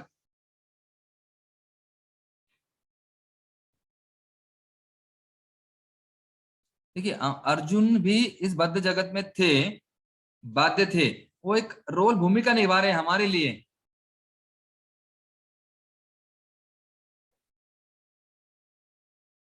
तो अर्जुन बद्ध नहीं है, वो हमारे लिए एक रोल, एक भूमिका निभा रहे हैं, 3 गुणों में ऐसे दिखा रहे हैं। देखिए हनुमान जी हैं, उनको क्रोध आता था, मतलब वो बद्ध है नहीं, वो दिव्य स्तर पर है, क्योंकि भगवान के बारे में हम जानने का प्रयास कर रहे हैं कि वो दिव्य स्तर पर है। हम लोग बद्ध नहीं है, इस भौतिक दुनिया में फंसे नहीं है, क्योंकि हम लोग आत्मा जो है वो भगवत धाम, मतलब भगवान का ये अंश है। ममे अंश जीव लोग, इसमें सब कुछ बताया गया है। उसके बाद में हृदय में है ना, और भगवान भी वहीं पर है, और भगवान के अनुमति के बिना कोई कार्य नहीं हो रहा है। तो इसलिए वो आत्मा वैसी अगर कार्य भगवान के अनुसार करेगा, परमात्मा के अनुसार, तो ही वो भगवत धाम वापस जा सकता है। लेकिन 8.3 है ना, एक मिनट में देखता हूँ।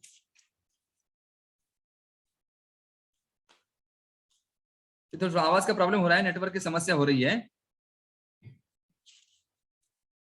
जो सिद्ध लोग है भगवत धाम वापस प्राप्त करते हैं, और कुछ बता रहे यहाँ पर 4 है ना, भूमि आपो नलो वायु खम, बरोबर है, पृथ्वी जल अग्नि वायु आकाश मन बुद्धि अहंकार, 8 प्रकार की अलग अलग भिन्न शक्तियां हैं, प्रकृतियां हैं, बराबर है। वो तो महतत्व, मतलब पंच महाभूतों में आती है, महतत्व के अंदर ही है सब कुछ, उनके द्वारा बाध्य सब कुछ दिखता है। अर्जुन हो चाहे हम हो, भगवान का भी शरीर दिखता है, लेकिन भगवान का शरीर हमारे जैसे नहीं है। ये जो प्रकृति के नियम है ये हमें लागू होते हैं, भगवान को नहीं, शुद्ध भक्तों को नहीं, वो इसके परे होते हैं। हाँ, एक आखिरी प्रश्न अकुला से श्याम वंशधारी प्रभु, पहली बार पूछ रहे, कई बार दिनों के पश्चात पूछते हैं, अनम्यूट करके पूछिए प्रभु जी। हरे कृष्णा प्रभु, दंडवत प्रणाम। यस प्रभु। तो ब्राह्मण और ब्राह्मण ये बताया था आपने, एक बार फिर से बताइएगा, ये थोड़ा कंसेप्ट क्लियर। यस, तो प्रभु इसमें 4 कई बार हमारे मन में कंफ्यूजन होता है, हम लोग भ्रम में पढ़ते हैं, ब्रह्म, ब्रह्मन, ब्रह्मा और ब्राह्मण। तो ब्रह्म मतलब कौन है? अहम ब्रह्मास्मि, मतलब जीव। ब्रह्मन मतलब जो आकाश है, चिदा आकाश, सफेद है ना, जिसे कहते हैं ब्रह्म ज्योति, ब्रह्मा कुमारीज है ना, ब्रह्म ज्योति जो है उसे ब्रह्मन कहा जाएगा। कभी कभी जीव को भी कहते हैं, जो ब्रह्मन है वो। और फिर बाद में ब्रह्मा मतलब हमारे जो ब्रह्मांड के निर्माता है ना, भगवान के नाभि से जो आए हैं ब्रह्मा जी, जिन्होंने सृष्टि बनाते हैं, निर्माता कहा जाता है उनको, वो ब्रह्मा है। और ब्राह्मण मतलब क्षत्रिय, वैश्य, शूद्र और ब्राह्मण, जो सत्वगुण में ज्यादा रहते हैं, वो ब्राह्मण। ठीक है प्रभु जी, थोड़ा सा कंफ्यूज कई बार लगता है, ब्रह्म, ब्राह्मण, ब्राह्मण और ब्रह्मा। ठीक है, धन्यवाद। एक प्रभु जी आखिरी प्रश्न, उत्तम पुरुष प्रभु, फिर हम रुक जाते हैं, 29 हो गए, नेटवर्क की समस्या हो रही है। यस उत्तम पुरुष प्रभु। हरे कृष्ण प्रभु, दंडोत प्रणाम। प्रभु जी मेरा एक प्रश्न था, भगवान गीता में कहते हैं कि जब अर्जुन ये शुद्ध ज्ञान जब आपको प्राप्त होता है तो आप सब द्वंद्व और मोह से मुक्त हो जाते हो। तो हम ये प्रभुपाद और गुरु महाराज की कृपा से ये शुद्ध ज्ञान हमें प्राप्त होते जा रहा है, फिर भी हम द्वंद्व और मोह के बीच में क्यों फंसे हुए? अच्छा प्रश्न है प्रभु जी। हाँ, तो देखिए प्रभु जी, ये भौतिक दुनिया में हम हैं, तो मतलब यहाँ द्वंद्व तो होगा ही। और ये ज्ञान दिव्य है, तो इस ज्ञान के द्वारा इस जगत के परे जाना है। क्योंकि इस वृक्ष जो कि देखिए ऊर्ध्व मूलम, मूल ऊपर, इसका जो मूल अच्छा जो वर्ग है, जो मुख्य है, वो ऊपर है, नीचे नहीं है। और हम लोग नीचे इस धरातल पे फंसे हुए हैं, इस वृक्ष के टहनियों में, अलग अलग शाखाओं में फंसे हुए हैं, बंधे हुए हैं। तो ये ज्ञान से हमें जितना हम लोग पढ़ेंगे या सुनेंगे, इतना आत्म साक्षात्कार होगा, हम लोग निष्पाप बनेंगे। और निष्पाप बनने से क्या हो जाएगा? फिर भजन करेंगे, और भजन करने से अपने आप वो धीरे धीरे शुद्ध हो जाएंगे। ये प्रक्रिया है, ये तुरंत नहीं होती है। अनासक्त से विषयाम है ना, विषयों से अनासक्त धीरे होंगे पहले, और संबंध निर्बंध कृष्ण संबंध, और भगवान से संबंध प्रस्थापित हो जाएगा। और संबंध प्रस्थापित होने के बाद अभिदेय प्रक्रिया शुरू हो जाएगी, हम भजन सतत करेंगे, और फिर प्रयोजन, फिर हमारा लाभ होगा। देखिए, हमें केवल बस के बारे में जानना जरूरी नहीं है, तो बस में बैठना पड़ेगा। और क्या, और बैठना भी नहीं है, टिकट भी निकालना पड़ेगा। और टिकट निकालना नहीं है तो जब गंतव्य स्थान आएगा तो वहां पर उतरना भी है प्रयोजन। तो हम बस में बैठे हैं, टिकट निकालना है और गए, लेकिन जहां हमें जाके जाना ही नहीं था, फिर क्यों बैठे, क्यों गए? तो हमारा उद्देश्य भी होना चाहिए, प्रयोजन भी प्राप्त करना चाहिए। इसीलिए हम लोग अभी पानी में पड़े हैं, तो पानी मतलब भौतिक दुनिया एक है ना, जैसे कुएं में गिरे तो पानी लगेगा ही, कपड़े गीले होंगे ही, तो यहाँ पर इसका असर हमारे ऊपर होगा। हमें हर दिन प्रयास करना पड़ेगा। संक्षेप में, हम होंगे कामयाब एक दिन जब पढ़ेंगे प्रभुपाद किताब हर दिन। तो हर दिन कुछ ना कुछ प्रयास करना पड़ेगा, सुनना पड़ेगा, श्रवण करना पड़ेगा, आगे बढ़ना पड़ेगा हमें। ये एक दिन का नहीं है कि अभी हो गया हम लोग फंस जाते हैं। भौतिक दुनिया ऐसे ही है, यहाँ पर समस्या होगी। ठीक है, मैं रुक जाता हूँ, एक आखिरी प्रश्न लेता हूँ, कोमल मंजरी माता जी, फिर रुक जाएंगे। यस माता जी, पूछिए अनम्यूट करके जल्दी। हाँ देखिए, आपके वीडियो फ्रीज हो रहे हैं। माता जी पूछिए, जल्दी पूछिए।